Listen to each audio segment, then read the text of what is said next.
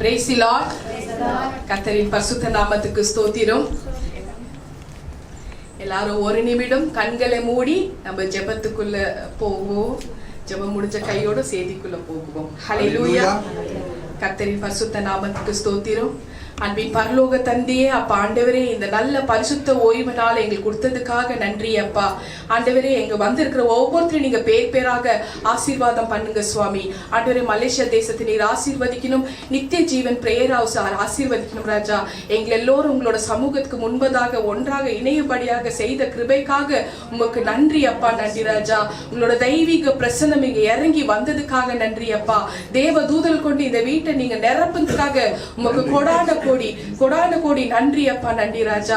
ஏசப்பா, இந்த நாள்ல நீங்க பேசுற வார்த்தைகள் எல்லாருக்கும் பிரயோஜனமாக இருக்கும் ராஜா. உங்களோட வார்த்தை தாப்பா எங்களுக்கு ஒரு பாதுகாப்பாக இருக்கு ஆண்டவரே. காரணம் நீங்க தாப்பா எங்களுக்கு கேடகமாக இருக்கிறீங்க ஆண்டவரே. நீங்க தாப்பா எங்களுக்கு ஆண்டவரே நீங்க பட்டயமாக இருக்கிறீங்க ராஜா.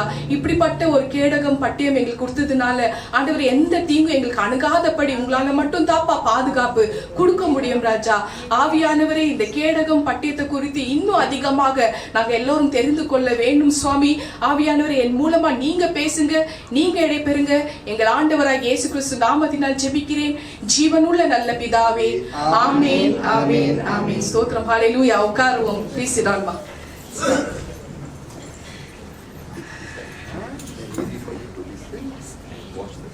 இந்த நாளில ஆண்டவர் எனக்கு சொல்லி இருக்கிற தலைப்பு, title, He is our shield and sword. He is our shield and sword.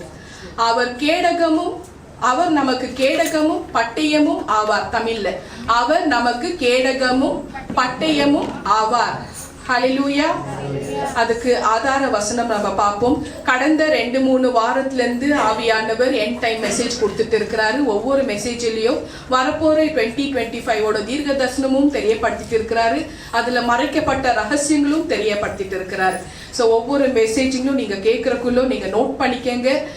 வீட்டுல போய் ரெஃபர் பண்ணி அதை நீங்க படிங்க. அதுக்கப்புறம் உங்களுக்கு இன்னும் தெளிவாக உங்களுக்கு இந்த மெசேஜ் ஒவ்வொரு காரியமும் ஆண்டவரே உங்களுக்கு வெளிப்படுத்துவார். ஹல்லேலூயா. உபாகமும் 33:29 வசனம், இதுதான் ஆதார வசனம். இஸ்ரவேலே நீ பாக்கியவான். உபாகமும் டியூட்டார்னமி 33:29. இஸ்ரவேலே நீ பாக்கியவான், கர்த்தரால் ரட்சிக்கப்பட்ட ஜனமே, உமக்கு ஒப்பானவர் யார்? உமக்கு சகாயம் செய்யும் கேடகமும் உமக்கு மகிமை பொருந்திய பட்டயமும் அவரே. உன் சத்துருக்கள் உனக்கு இச்சகம் பேசி அடங்குவார்கள், அவர்கள் மேடுகளை மிதிப்பாய் என்று சொன்னார். ஹல்லேலூயா. இந்த வார்த்தையின்படி ஆண்டவர் நிறைய விஷயங்கள் இதுல அடங்கி இருக்கிற விஷயங்கள் தெரியப்படுத்தினார். ஆவியானவர் பேசும் தேவன், பேசும் கடவுள். எத்தனை பேர் அதை விசுவாசிக்கிறீங்க? இன்னைக்கு வந்த சாட்சி அப்படித்தானே. அழைத்தவர் அவரு, பேசுன்னு சொன்னவர் அவரு. யாருக்கு எந்த மெசேஜ் கொடுத்து அழைக்கணும், அது பக்கத்து தெருவாக இருக்கட்டும், கடல் தாண்டி இருக்கிற ஆளுகளாக இருக்கட்டும், கூப்பிடுவார். இப்படித்தாங்க அழைப்பார் ஆண்டவர். அழைத்த அந்த குடும்பத்தை இன்னைக்கு வாழ வச்சுட்டு இருக்கிறார். ஹல்லேலூயா. நேரம் ஆண்டவருக்கு நம்ம நன்றி சொல்லிட்டே இருக்கணும். ஹல்லேலூயா. கர்த்தரின் பரிசுத்த நாமத்துக்கு ஸ்தோத்திரம். அவர் நமக்கு சகாயம் செய்யும் கேடகமும் மகிமை பொருந்திய பட்டயமும் ஆவார். சோ இதுதான் தலைப்பு. அவர் நமக்கு கேடகமும் பட்டயமும் ஆவார். He is our shield and sword. ஹல்லேலூயா. கர்த்தரின் பரிசுத்த நாமத்துக்கு ஸ்தோத்திரம். அது எந்த பாடுகளாக இருக்கட்டும், நம்மளோட பாடுகள் மத்தியில, உபத்திரவங்கள் மத்தியில உதவி செய்ய அவர் வல்லவராக இருக்கிறாராம். ஹல்லேலூயா. இதுதான் நம்ம தேவன் பண்ற காரியம். எந்த பாடுகளாக இருக்கட்டும், எந்த ஒரு உபத்திரவங்களாக இருக்கட்டும், அவர் உதவி செய்வாராம். ஹல்லேலூயா. கர்த்தரின் பரிசுத்த நாமத்துக்கு ஸ்தோத்திரம். சகாயம் செய்யும் கேடகம், ஷீல்ட். இவர் நமக்கு ஹெல்ப் பண்ற ஒரு கேடகம், ஹெல்ப். சங்கீதம் 5:12.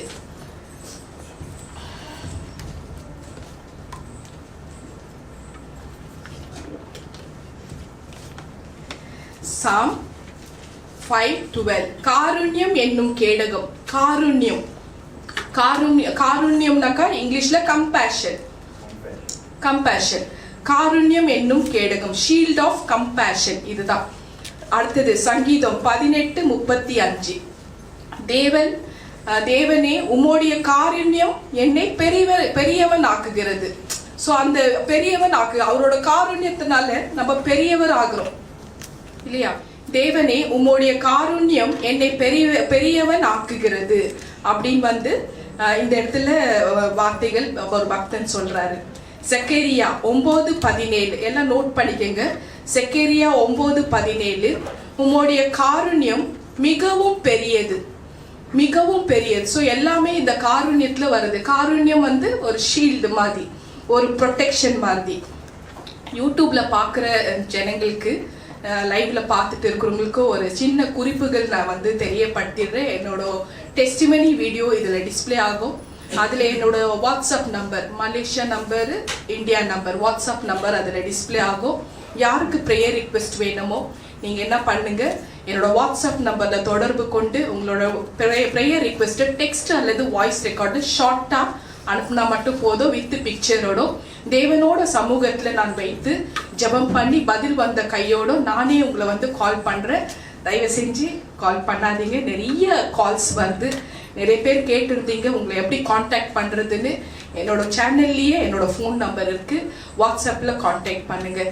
நிறைய பேர் இதை மிஸ்யூஸ் பண்ணிவிட்டு நிறைய பேர் வந்து என்னை வந்து எப்படி வந்து பேசுகிறாங்கனாக்கா, எப்படி ப்ரேயர் ரிக்வெஸ்ட் அனுப்புகிறாங்கனாக்கா, சிஸ்டர் எங்கள் தங்கச்சி வீட்டுக்கு ஈவினிங் போகிறதா இருக்குது, நான் போனோம், ஆண்டவர்கிட்ட பேசி கேட்டு சொல்லுங்கள் நான் போகலாமா வேண்டாமான்றாங்க.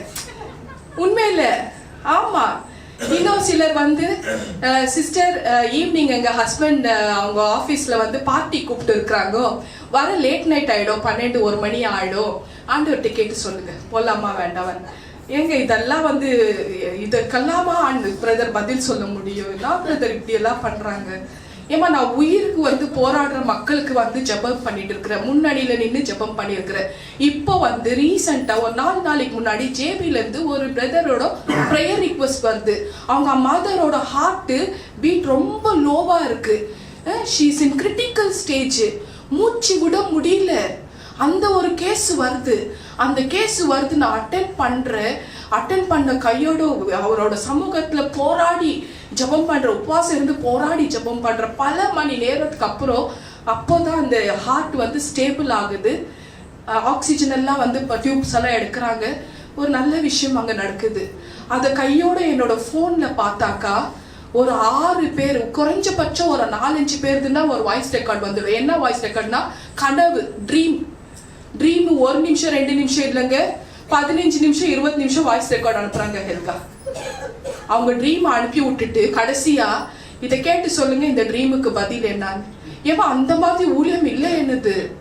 அதுல அந்த ட்ரீம் கேட்கற ஆரம்பிச்சாக்கா மைண்ட் எங்கெங்கயோ போயிட்டு வருது.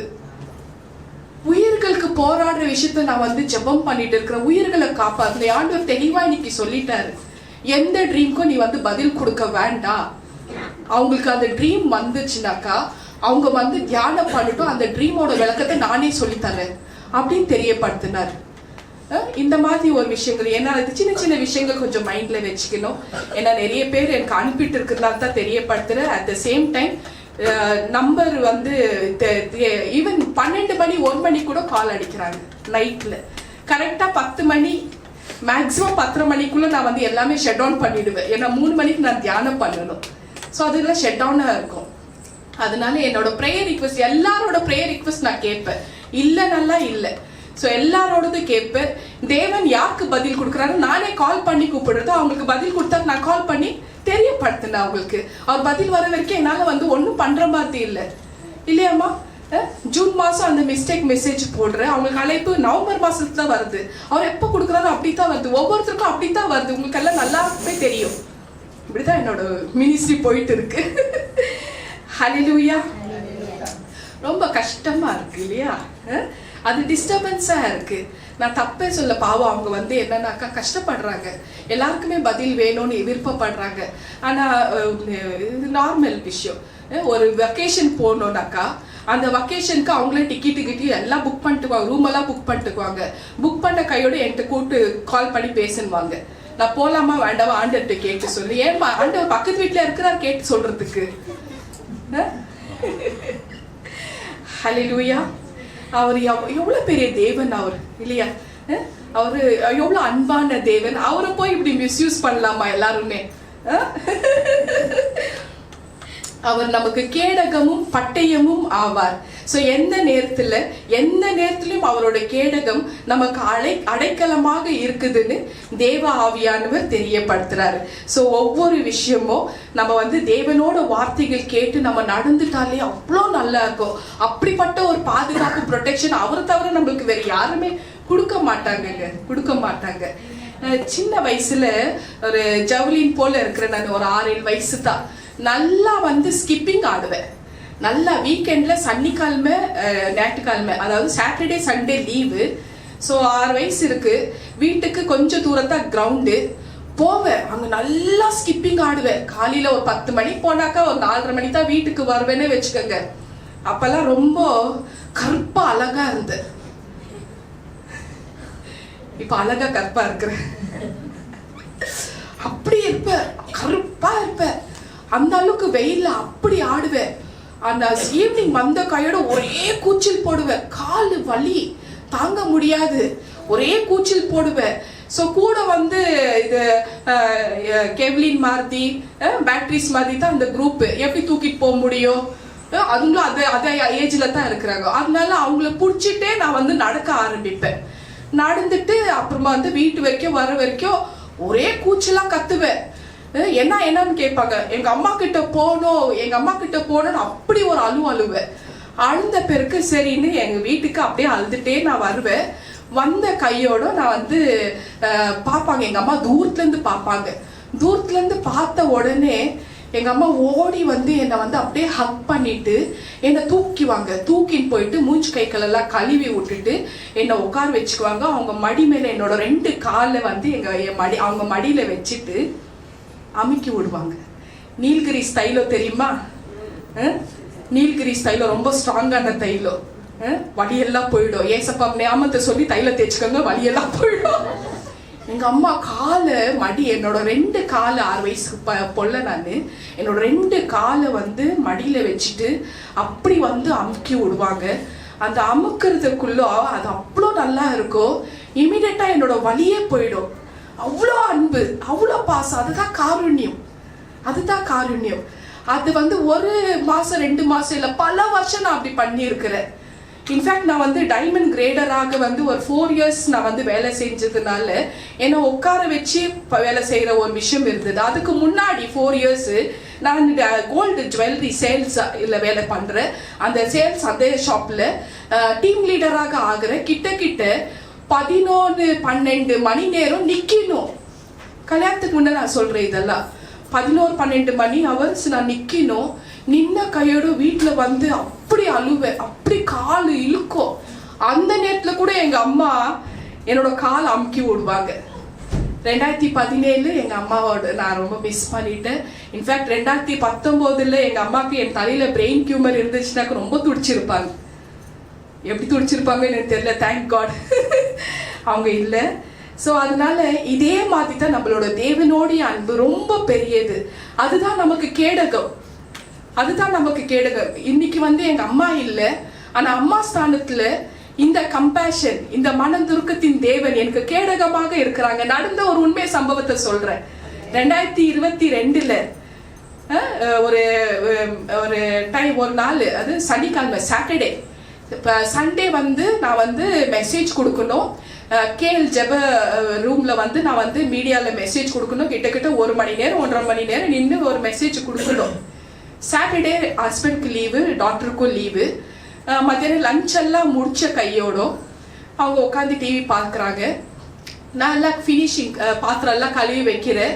ஒரு கண்ணாடி லிட்டு இருக்கு இல்லையா, மூடி, அதுக்கு கொண்ட இருக்கு இல்லை, அந்த லிட்டு ரொம்ப ஹெவி வெயிட்டான ஒரு மூடி. ஸோ அது கழுவி நான் வைக்கிறேன். அது டைல்ஸ்னால அந்த அப்படியே வலிக்கு அப்படியே உளுந்து என்னோட காலில் அப்படியே உழுதுச்சு. அவ்வளோ ஹெவி. அது உளுந்த கையோட அந்த காலில் உள்ள நரம்பு இருக்கு பாருங்க, அது நரம்பு மேலே உழுதுடுச்சு. பச்சையாகி போச்சு. அப்படியே ஸ்வெல்லிங் வந்துடுச்சு. ஒரே வலி, கூச்சல் போட்டு எங்க ஹஸ்பண்ட் எங்க அப்ப கூட, எங்க வீட்டுல இப்ப கூட தைலம் இருக்கு. அவரு பாக்குறாரு வந்து, நான் தைல தேய்ச்சி விடுறேன், வா வான்னு உட்கார வைக்கிறேன். அவ்வளோ வலி, என்னால தொட அவர் வீங்கிச்சு வேற, அப்படியே விருன்னு அப்படி இழுக்குது காலு, ஸ்வெல்லிங் வேற. இல்லை எனக்கு என்னால் முடியாதுங்க, நான் வந்து ஒரு போய் கொஞ்சம் ரெஸ்ட் எடுக்கிறேன், அதுக்கப்புறமா ஸ்வெல்லிங் வந்து கம்மி ஆகட்டும், அப்புறம் நீங்கள் தேய்ங்க அப்படின்னு சொல்கிறேன். சரின்னு நொண்டிகிட்டே ரூமுக்கு போய் படுக்கிறேன். எப்போ கிட்ட ஒரு 3 மணி மத்தியானம் நடந்த சம்பவம் இது. 3 மணி போய் படுக்கிறேன். ஸோ படுத்த கையோட கொஞ்சம் அந்த வலியிலேயே அப்படியே இப்படி திரும்பி படுத்து ஒரு 3:30 மணிக்கு கண்ணை அப்படியே இழுத்துட்டு போகுது, தூக்கம் அப்படியே இழுத்துட்டு போகுது. கண்ணை மூடுற, கண்ணை திறக்க முடியல. அப்புறம் அவர் வந்து என்ன பண்றாரு, காலை வந்து அப்படியே வந்து அமுக்கி விடுறாரு. அமுக்கி விட்டு, இதுதான் கால்னாக்கா அவரோட 2 கையில இப்படி வச்சு அமுக்கி விடுறாரு. ஸோ நான் வந்து என் ஹஸ்பண்ட் சொன்னேன், நான் நீங்கள் தொடர மாதிரி இல்லை, தொட்ட அப்படி ஒரு வலிக்குது. ஸோ அந்த டைம்ல நான் கண்ணை மூடிக்கிற, அவர் தொடுறாரு, ஆனால் எனக்கு வந்து வலியே தெரியல. அதனால நான் வந்து தூங்கிட்டே இருக்கிறேன். ஆனால் எனக்கு அந்த எல்லா உணர்வுகள் இருக்கு, கண்ணை திறக்க முடியல. ஸோ அவர் வந்து கிட்ட நான் வந்து பல நேரமா அவர் வந்து அமுக்கிட்டு இருக்கிறாரு. ரொம்ப இதமாக இருந்தது, ரொம்ப நல்லா இருந்தது. ஏன்னா வலி இல்லையே, வலி இருந்தா தானே எனக்கு வேண்டாம் அனுக்காதீங்கன்னு சொல்ல முடியும். அப்படி என்ன பண்றது, அது கனடால நீவி விடுறதுவாங்க, எப்படிமா மசாஜ் எப்படி உருவி விடுறது, அந்த மாதிரி பண்ணிட்டு இருக்கிறக்குள்ள 5 மணிக்கு முழிப்பு வருது. முழிப்பு வந்து கால் கீழே வைக்கிற, ஸ்வெல்லிங் எல்லாம் போயிடுச்சு. அப்புறம் நேரம் எந்திரிச்சு போயிட்டு டீ டைம் இல்லையா, டீ டைம் 5 மணிக்கு டீ போடுறேன். டீ போட்டுட்டு கொண்டு போய் எங்க ஹஸ்பண்ட் நானும் வந்து குடிக்கிறோம். அப்போ சொல்றேன், ரொம்ப தேங்க்ஸுங்க, காலை நீங்க அமுக்கி விட்டதுனால பாருங்க ஸ்வெல்லிங்கே இல்லை, அடையாளமே இல்லாம ஆயிடுச்சு, திடீர்னு வத்திடுச்சு, கால் நார்மல் ஆயிடுச்சு பாருங்கன்னு. அவர் பாக்குறாரு. பார்த்த பிறகு என் முகத்தை பாக்குறாரு, நீ என்ன சொல்ற, நீ எப்போ பெட்ரூம் போனியோ அப்பத்துல இருந்து நானும் ஷர்லி இங்க உட்காந்துட்டு நியூஸ் பார்த்துட்டு இருக்கிறோம், நாங்க எந்திரிச்சே வரலன்னு. தூக்கி போடுச்சிங்க எனக்கு. ஒரு நொடி கண்ணை மூடுன, யார் அதுன்னு, ஏசப்பாங்க. ஏசப்பா வந்து உட்காந்து கால அமுக்குறாருங்க. அவ்வளோ ஒரு காருண்யம். இப்ப எனக்கு அம்மா இல்லைன்ற ஒரு குறையே இல்லாத வச்சிருக்கிறாருங்க. அப்படி ஒரு காருண்யம், அதை அனுபவிக்கணும். எல்லா பிள்ளைகள் வந்து அனுபவிக்கணும். அவர் தாய் போல் அந்த காருண்யம் தாண்டி வேற நம்மள எதுவுமே கிட்ட நெருங்கவே முடியாது. ஹல்லேலூயா. கர்த்தரின் பரிசுத்த நாமத்துக்கு ஸ்தோத்திரம். அவர் தான் நமக்கு கேடகமாக இருக்கிறாரு. அந்த கேடகம் ஒரு நாளும் அழிவதே இல்லை. தைரியமா இருங்க எல்லாருமே. ஹல்லேலூயா. அவர் நமக்கு பட்டயமும் ஆவார். அவர் நமக்கு பட்டயம். சங்கீதம் சாம்ஸ் 1:49 8:9 சங்கீதம் 1:49 149 சாப்டர் 8 and 9 verse. இதை கண்டிப்பா வீட்டுல எல்லாம் நீங்க போய் படிச்சுக்கங்க. அதோட சம்மரி தான் நான் தெரியப்படுத்துறேன். எல்லா பரிசுத்தவான்களுக்கு இந்த பட்டயத்தை கொடுத்திருக்கிறாரு. சோ என்ன பட்டயம் அது? எல்லா பரிசுத்தவான்களுக்கு கொடுத்திருக்கிறாரு. அவருக்கு பிலீவர் நான் பிலீவர் அதெல்லாம் கிடையாது. எல்லாருக்குமே யாரெல்லாம் அவரோட லா ஃபாலோ பண்றாங்களோ, யாரெல்லாம் அவருக்கு விருப்பமான காரியங்கள் பண்றாரோ, அவர் ஜாதி மதத்தை பார்க்காத தேவன்மா. பாருபட்ச ஒரு வார்த்தையும் ஜாதி மதத்தை பத்தி அவர் வேதத்துல பேசவே இல்லை இல்லையாம்மா. எல்லாருக்குமே அவரோட லா ஃபாலோ பண்ற அத்தனை பேருக்கும் இந்த பட்டயத்தை கொடுத்திருக்கிறார். சோ அப்படி என்ன அது பட்டியல்னா, எபிரேயர்கள் நிருபம் ஹெப்ரூஸ் 4:12 ஹெப்ரூஸ் 4:12 தேவனுடைய வசனம். அந்த தேவனுடைய வசனம் தான் நம்மளோட லிட்டில் பாய் ஆட்டோமிக் பாம். தேவனுடைய வசனம், தேவனுடைய வார்த்தையானது ஜீவனும் வல்லமையும் உள்ளதாயும் இருபுறமும் கருக்குள்ள இந்த பட்டயத்திலும் கருக்கானதாகவும் ஆத்மாவையும் ஆவியையும் அணுக்களையும் ஊனையும் பிரிக்கத்தக்கதாக உருவம் குத்துகிறதாயும் இருதத்தின் நினைவுகளையும் யோசனைகளையும் வகை அறிக்கிறதாயும் இருக்கிறது. இருபுறமும் கருக்குள்ள பட்டயம். சோ இதுதான் நமக்கு வந்து ஒரு பட்டயமாக தேவன் நம்மளுக்கு கொடுத்திருக்கிறார். சோ அவர் நம்மளுக்கு கேடகமும் பட்டயமும் ஆவார். ஹல்லேலூயா. கர்த்தரின் பரிசுத்த நாமத்துக்கு ஸ்தோத்திரம். தொடர்ந்து நான் சொன்னேன் ஒரு 3 வாரமா ப்ராபசி மெசேஜ் தான். பவர்ஃபுல்லான மெசேஜ். அடுத்தது என்ன நடக்க போகுதுன்றது தேவன் தெரியப்படுத்திட்டு இருக்கிறார். சக்கேரியா 13 அதிகாரத்துல 8ஆம் வசனம் டிஸ்பிளே போடுமா? எல்லாரும் நோட் பண்ணிக்கங்க. இந்த வசனத்தின் படி நான் ஏற்கனவே உங்களுக்கு ஒரு மெசேஜ்ல தெளிவா பேசியிருப்பேன். உலகம் 3 பாகமாக பிரிக்கப்படும். 2 பாகம் சங்கரிக்கப்படுவார்கள். அதுல ஒருத்தர் தான் சர்வைவ் ஆவாங்க. ஸோ அந்த 3 பேர்ல 2 சங்கரிக்கப்படுவார்கள். ஸோ இந்த 3 பாகத்தை பத்தி வேற ஒரு மெசேஜ்லும் நான் வந்து போன வார மெசேஜ்லும் நான் தெரியப்படுத்தி இருக்கிறேன். ஏசாயா 19 அதிகாரத்துல 23ல இருந்து 25 நோட் பண்ணுங்க. 25ஆம் வசனம் டிஸ்பிளே ஆகட்டுமா? இந்த 3 பங்கு யார்? ஏசாயா 19ல 23ல இருந்து 25 நோட் பண்ணிக்கங்க. 25ஆம் வசனம் டிஸ்பிளே ஆகட்டும்.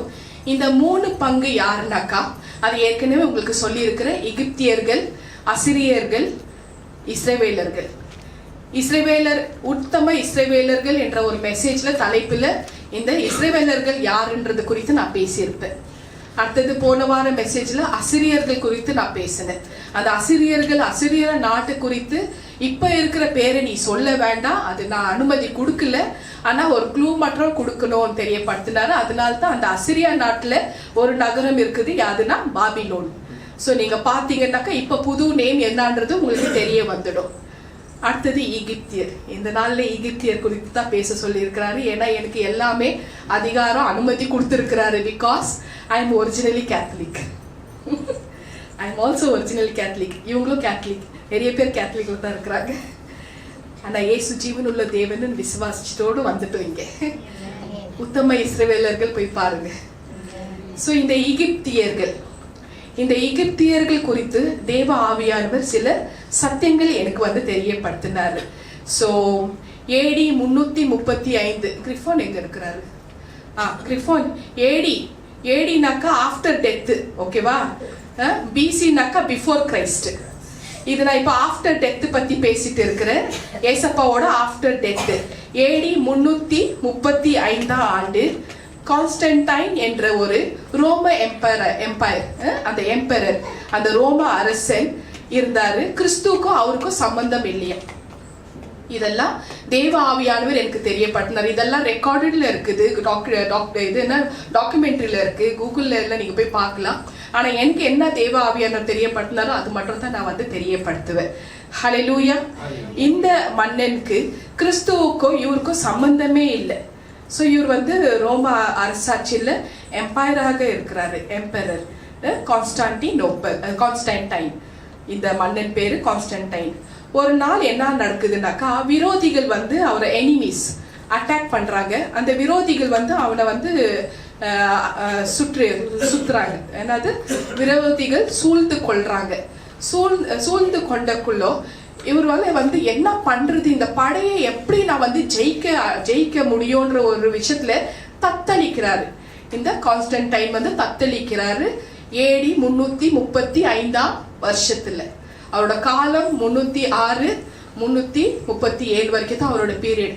ஆனா 335 AD-ல அவர் வந்து தத்தளிக்கிறார். இந்த படையை எப்படியாச்சும் நான் வந்து டிஃபீட் பண்ணமே, என்ன பண்றதுன்னு தெரியலன்றது ஒரு விஷயத்துல அவர் வந்து மன கசந்து திணறிட்டு இருக்கிறாரா. ஒரு நாள் ராத்திரி தன்னோட கூடாரத்தை விட்டு வெளியே வந்தாரு. மன கலங்கி நின்று அழுதாரா. அந்த நேரத்துல அப்பொழுது வானத்துல சில எழுத்துக்கள் வந்து எழுத ஆரம்பிச்சிச்சு. அங்க வந்து ஒரு சிலுவை, ஒரு சைன், சிலுவைன்ற ஒரு சின்னம் வந்து வர ஆரம்பிச்சிச்சு. அந்த சிலுவை கீழே என்ன எழுதப்பட்டிருக்குன்னா ஒரு சில விஷயங்கள் எழுதப்பட்டிருக்கு. By this conquer you shall conquer. இதன் மூலமா நீ ஜெயிப்பாய், நீ வெற்றி பெறுவாய். சிலுவைன்ற ஒரு சின்னம். அதை பார்த்த உடனே இவருக்கு, ஐயோ இது கிறிஸ்தவர்கள் சின்னம் அல்லவா, இந்த சின்னத்தை எனக்கு காமிக்கிறாரு அப்படின்னு சொல்லிட்டு இவர் வந்து என்ன பண்றாரு, உடனே தன்னோட தேசத்துல உள்ள கொடியை மாத்துறாரு, சிலுவை சின்னம் ஆக்குறாரா. தன்னோட போர் சேவகர்களை கூப்பிடுறாரு. கூப்பிட்ட கையோடும் அவங்களோட ஷீல்டுல, அவங்களோட கேடகம் பட்டயத்துல சிலுவை அடையாளம் போடுன்னு சொல்லிடுறாரு. போன இடத்துல எல்லாம் வெற்றி மேல வெற்றி. அந்த சின்னம் by this conquer you shall conquer, இந்த மூலமா நீ ஜெயிப்பாய், நீ வெற்றி பெறுவாய் என்ற ஒரு விஷயம் எழுதி இருக்குதுங்க. அத்தனையும் இது வந்து ரெக்கார்டட் ஹிஸ்டரி இது. ஸோ இந்த மாதிரி ஒரு விஷயம் அவருக்கு வந்து எல்லா போன இடத்துலலாம் வெற்றி வெற்றி வெற்றி வின் பண்ணிட்டே இருந்தக்குள்ள ஐரோப்பியா தலை குனிஞ்சிருச்சு. ஐரோப்பியா தலை குனிஞ்சிருச்சு. அதுக்கப்புறம் வந்து அந்த வெற்றிக்கு வந்து ரொம்பவே சந்தோஷப்பட்டாரு. அப்போதான் அவங்க தாயாரை கூப்பிடுறாரு. அவங்க தாயாரோட பேர் வந்து குவீன் ஹெலேனா. குவீன் ஹெலேனா, இந்த கான்ஸ்டன்டைன் மன்னனோட தாயார் பேரு குவீன் ஹெலேனா. இந்த அவங்க தாயார் கிட்ட வந்து இவர் வந்து சொல்றாரு, அம்மா நீ போய் ஜெருசலேம் போமா, இந்த சிலுவை பத்தி விசாரிச்சுட்டு வாமா அப்படின்னு சொல்றாரு. கான்ஸ்டன்டைன் மன்னன் சொல்றாரா. அந்த அம்மா வந்து போறாங்க, போர் சேவகர்களோட துணையில போறாங்க. ஒரு ஜெருசலேம் போன பிறகு ஒரு மணல் குவி அந்த இடத்துல பொதிச்சாங்க இல்ல ஏசப்பாவை, அந்த மணல் குவிய நோண்டுறாங்க. அகத்தின பிறகு அதுல 3 சிலுவைகள் கண்டெடுத்தாங்க. 3 சிலுவைகள் கண்டெடுக்கிறாங்க. அந்த 3 சிலுவை எடுத்துட்டு வராங்க. இப்ப எதுல இயேசு தொங்குனாருன்றது தெரிய வரணும். இயேசுநாதர் எந்த சிலுவையில தொங்குனாங்க அப்படின்னு இப்ப தெரிய வரணும். அதுக்கு அந்த அம்மா, அந்த குவீன் ஹெலேனா ஒரு விஷயத்த வந்து தெரியப்படுத்துறாங்க ஊர்ல. ஏன்னா ஷீஸ் அ குவீன் இல்லையா, ரூலிங் எல்லாமே ஃபுல் அந்த லா அந்த ரூலிங் இவங்களுக்கும் இருக்கு. அட் த சேம் டைம் ரோமர் எம்பையர் வந்து கான்ஸ்டன்டைன் இல்லையா. ஸோ அவங்க வந்து என்ன பண்றாங்க, போய் ஊர்ல நோயாளிகள் எல்லாம் கூட்டுட்டு வாங்க அப்படின்னு தெரியப்படுத்துறாங்க. நோயாளிகள் வர்றாங்க. வந்த கையோட அந்த சிலுவை யாரெல்லாம் தொடுறாங்க, ஏசப்பா தொங்குன சிலுவை தொடுறக்குள்ள அற்புதமா சுகமாகுது. அற்புதமா சுகமாகுது. அதை பார்த்து பரவசம் ஆயிடுறாங்க. அந்த தாய் பார்த்து பரவசனம் ஆன பிறகு உடனே கான்ஸ்டன்டைனை கூப்பிடுறாங்க, மகனை கூப்பிடுறாங்க, வா ஜெருசலேமுக்கு. வந்த கையோட அதே இடத்துல அந்த சிலுவை வைத்து ஒரு ஆலயத்தை கட்டுறாங்க. முதலாக AD 335 தான் ஜெருசலேம்ல சிலுவை வச்சு கிறிஸ்துவ ஆலயத்தை கட்டுறாங்க. He is the one first king. கிறிஸ்துவை ஏத்துக்கிறார். சோ கட்டுறாங்க. ஈடு இணையற்ற ஒரு ஆலயமா ரெக்கார்ட் சொல்லுது, ஹிஸ்டரி சொல்லுது. ஸோ அப்படி ஒரு ஆலயத்தை கட்டுறாங்க. கட்டின கையோட ஏற்கனவே யூத மக்கள் கிட்ட போராட்டம் இருக்கு, இந்த பக்கம் அசிரியார்கிட்ட போராட்டம் இருக்கு. ஸோ அவங்க வந்து இதை எப்படியாச்சும் டிஸ்ட்ராய் பண்ணணுன்ற அந்த ஒரு தாக்கத்துல இந்த பக்கம் இருக்கிறாங்க. ஏன்னா யூத மக்கள் தான் ஏற்கனவே சொல்லிட்டாங்க இல்ல, மேத்யூ 27:25 அவர் கொல்லுங்க, அந்த ரத்த பழி என் மேலேயும் என் பிள்ளைங்க மேல வரட்டும் பரவாயில்லன்னு அவங்க வெறித்தனமா இருக்கிறாங்க. யாரு? மனங்காக்காலத்துள்ள ஜனங்க. ஸோ இந்த மாதிரி நிறைய பேர் யூத மக்கள்கிட்ட போராட்டம், இஸ்ரேல் ஜனங்கள் அந்த மாதிரி போராட்டங்கள் இருக்குது. ஸோ இருந்தாலேயோ அவர் வந்து விடாம, ஏன்னா ரூலிங் பண்றாரு இல்லையா. அப்போ அந்த மன்னன் வந்து என்ன பண்றாரு, அவரோட லாக்கு கட்டுப்பட்டு தான் ஆகணும்னு சொல்லிட்டு, ஸோ அவர் வந்து இந்த விஷயம் அவங்க யாரு கிட்ட நெருங்காதபடி, பிகாஸ் அவர் எல்லாத்தையும் ஜனங்களை வின் பண்ணிட்டு தான் உட்கார்ந்துட்டு இருக்கிறார். ஏன்னா அவர்கிட்ட இருந்தது எந்த கேடகம், சிலுவைன்ற ஒரு கேடகம் இருக்கு. ஸோ இப்படிப்பட்ட ஒரு சூழ்நிலையில அவங்க தாயார் மேல மதிப்பு மரியாதை அதிகமாக ஆகுது. கான்ஸ்டன்டைனுக்கு ரொம்ப மதிப்பும் மரியாதை அதிகமாக ஆகுது. அந்த தாயாரை கனப்படுத்தணும், அந்த தாயாரை கடவுளாகவே பாவிக்கிறார். அந்த தாயார் மரித்து போறாங்க. அவங்க தாயாரோட உருவத்தை சிலையா மாத்தி வைக்கிறார். வச்சுட்டு அதை வர்ஷிப் பண்ணுங்கன்னு லா போடுறார். எல்லாரும் வணங்குங்க, ஏன்னா புனிதமான இயேசு தொங்குன சிலுவையை கண்டுபிடிச்சு கொண்டு வந்தது எங்க தாயார். இப்ப அவருக்கு தான் தாயார், நம்மளுக்கெல்லாம் தாயாரா? அப்படி ஒரு விஷயமா இருக்கிறக்குள்ளோ அங்க இருந்த பிரீஸ்ட், பிரதான ஆசாரியர்கள், சீஃப் பிரீஸ்ட் இருக்கிறாங்க இல்லையா, அந்த சீஃப் பிரீஸ்டுகள்லாம் ஒரு விஷயத்தை டிஸ்கஸ் பண்றாங்க. இப்போ வந்து மற்ற ஜனங்கன்னா சிலர் இருக்கிறாங்க இல்ல, உத்தம இஸ்ரவேலர்கள், அவங்களுக்கெல்லாம் அதை அக்செப்ட் பண்ண முடியல. ஸோ அதனால வந்து நீங்க என்ன பண்ணுங்க, இந்த பிரீஸ்டுங்க சொல்ற ஒரு ஐடியா, ஆலோசனை என்னன்னாக்கா, நீங்க இயேசுவோட தாயாரோட உருவத்தை பண்ணி வைங்க. அப்போ ஜனங்க வந்து கண்டிப்பா ஃபாலோ பண்ணுவாங்க, உங்க லாவை அக்செப்ட் பண்ணுவாங்கன்னு. பெரிய உருவம், பெரிய சுருவம் ஏசப்பாவோட தாயார்ந்து பண்ணி வைக்கிறாங்க ரோம் இதுல. அதே இடத்துல தான் ஏசு சிலுவை தொங்கின விஷயமும் இருக்கு, அந்த சிலுவையும் இருக்கு. அந்த இடத்துல முதல்ல அந்த தாயாரை கனப்படுத்தணும். இவங்க பண்ணாதது பட்சத்துல இயேசுவோட தாயாரை வச்சு சொன்னா இந்த ஜனங்க கன்வின்ஸ் ஆவாங்கன்னு அந்த நாள்ல பண்ணினாங்கன்னு ஆவியானவர் எனக்கு தெரியப்படுத்தினார். அப்ப இவரே வந்து ஒரு செயிண்டாக மாறுறாரு. யாரு? கான்ஸ்டன்டைன் ஒரு செயின்டாக மாறுறாரு. அவர் இருக்கிற அந்த இடத்துக்கு வந்து நியூ ரோமன் பேர் வைக்கிறாரு, கான்ஸ்டன்டினோப்பலின் பேர் வைக்கிறாரு. அவர் வந்து கிரேட் கான்ஸ்டன்டைன் அவர் பேரும் எடுக்கிறார். கிரேட் ஆமா அவரு. ஸோ அந்த மாதிரி ஒரு விஷயத்த வந்து இவர் வந்து பண்ண ஆரம்பிக்கிறார். பண்ண ஆரம்பிச்ச கையோடும் இப்போ வந்து என்னன்னாக்கா அவர் வந்து அவருக்கு எல்லாமே தெரியும். இப்போ வந்து அவர் நல்லா படிக்க ஆரம்பிச்சிட்டாரு. இயேசு என்னென்ன பண்ணிட்டு இருந்தாரு, எப்படிப்பட்ட ஒரு விஷயங்கள் அவர் பண்ணிட்டு இருந்தாருன்னு இவருக்கு தெரிய வந்துடுச்சு. இந்த ஞானஸ்தானம் எடுக்கிற விஷயத்துல அவருக்கு தெரிய வந்துடுச்சு. முழுக்க ஞானஸ்தானம் கட்டாயம் வேணும்னு சொல்லிட்டு. ஸோ நோட் பண்ணிக்கங்க வசனங்க. Matthew 3:16, mark 1:10. மேத்யூ 3:16. நீங்க ஜான் 3:23 டிஸ்பிளே போடுமா. யோவான் 3:23 டிஸ்பிளே போடுங்க. மற்ற வசனங்களை நோட் பண்ணிக்கோங்க. மேத்யூ 3:16, மார்க் 1:10, ஆக்ட்ஸ் அப்போஸ்தலர் நடவடிக்கை 8:38, ரோமன்ஸ் 6:4, கொலோசியன்ஸ் 2:12. இவருக்கு யோவான் 3ஆம் அதிகாரத்துல உள்ள அத்தனை விஷயமும் தெரிஞ்சதுனால ஒருவன் ஜலத்தினாலும் ஆவினாலும், யோவான் 3:5, ஒருவன் ஜலத்தினாலும் ஆவினாலும் முங்காவிட்டா பரலோகராஜன் திறக்காதுன்னு இந்த கான்ஸ்டன்டைனுக்கு தெரியும். ஸோ இப்படி தெரிஞ்சதுனால இப்போ இந்த கான்ஸ்டன்டைன் வந்து தி கிரேட் ஆயிட்டாரு. அப்புறம் கான்ஸ்டான்டினோப்பல், ஒரு அந்த சிட்டிக்கு கான்ஸ்டான்டினோப்பல்னு பேர் வைக்கிறாரு. இப்போ வந்து என்னன்னாக்கா இந்த காலகட்டத்தில் இந்த கான்ஸ்டான்டினோப்பலோட பேரு புதுசா மாறி இருக்கு.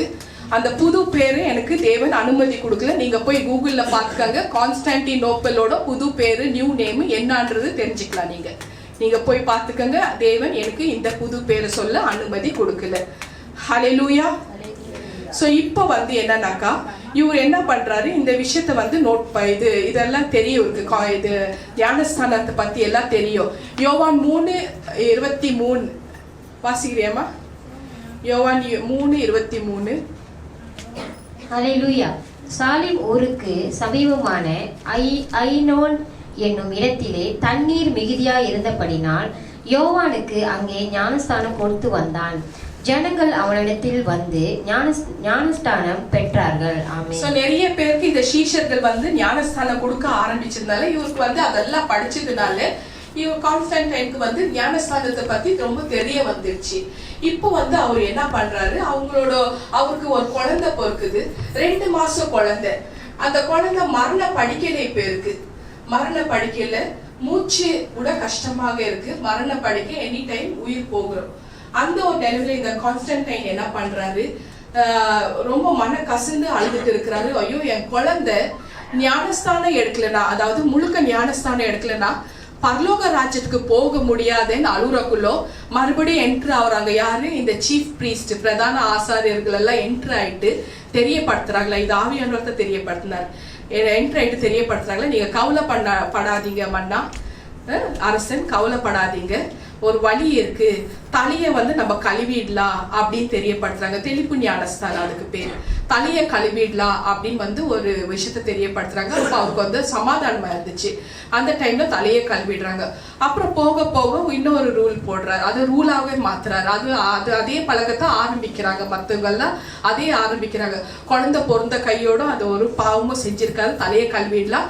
அதுக்கப்புறம் வந்து அந்த குழந்தை பிறந்து வளர்ந்து ஆளாகி எல்லா வந்து விஷயத்த எல்லாம் உலகத்துல எல்லாம் அதை அனுபவிச்சு லாஸ்ட்ல கடைசி நேரத்துல உலகத்தை விட்டு போறக்குள்ளோ அந்த டைம்ல வந்து அந்த அவருக்கு பெண் ஆகட்டும் ஆண் ஆகட்டும் தலையை கழுவிட்டா மொத்த பாவங்கள் மன்னிக்கப்படும், பரலோக ராஜ்யத்துக்கு போயிடலான்ற ஒரு திட்டத்தை இவங்க தான் கொண்டு வராங்க.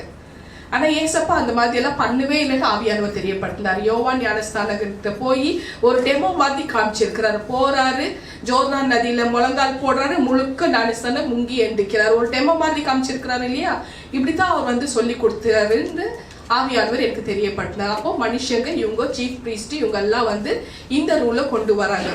தெளிப்பு ஞானஸ்தானம் குழந்தை பிறந்தக்குள்ள, அதுக்கப்புறம் மரண படுக்கையில இருக்கிறக்குள்ள. ஏன்னா இவர் கான்ஸ்டன்டைனே வந்து மரண படுக்கையில இருக்கிறக்குள்ள தான் தலையை கழுவுனாங்களா.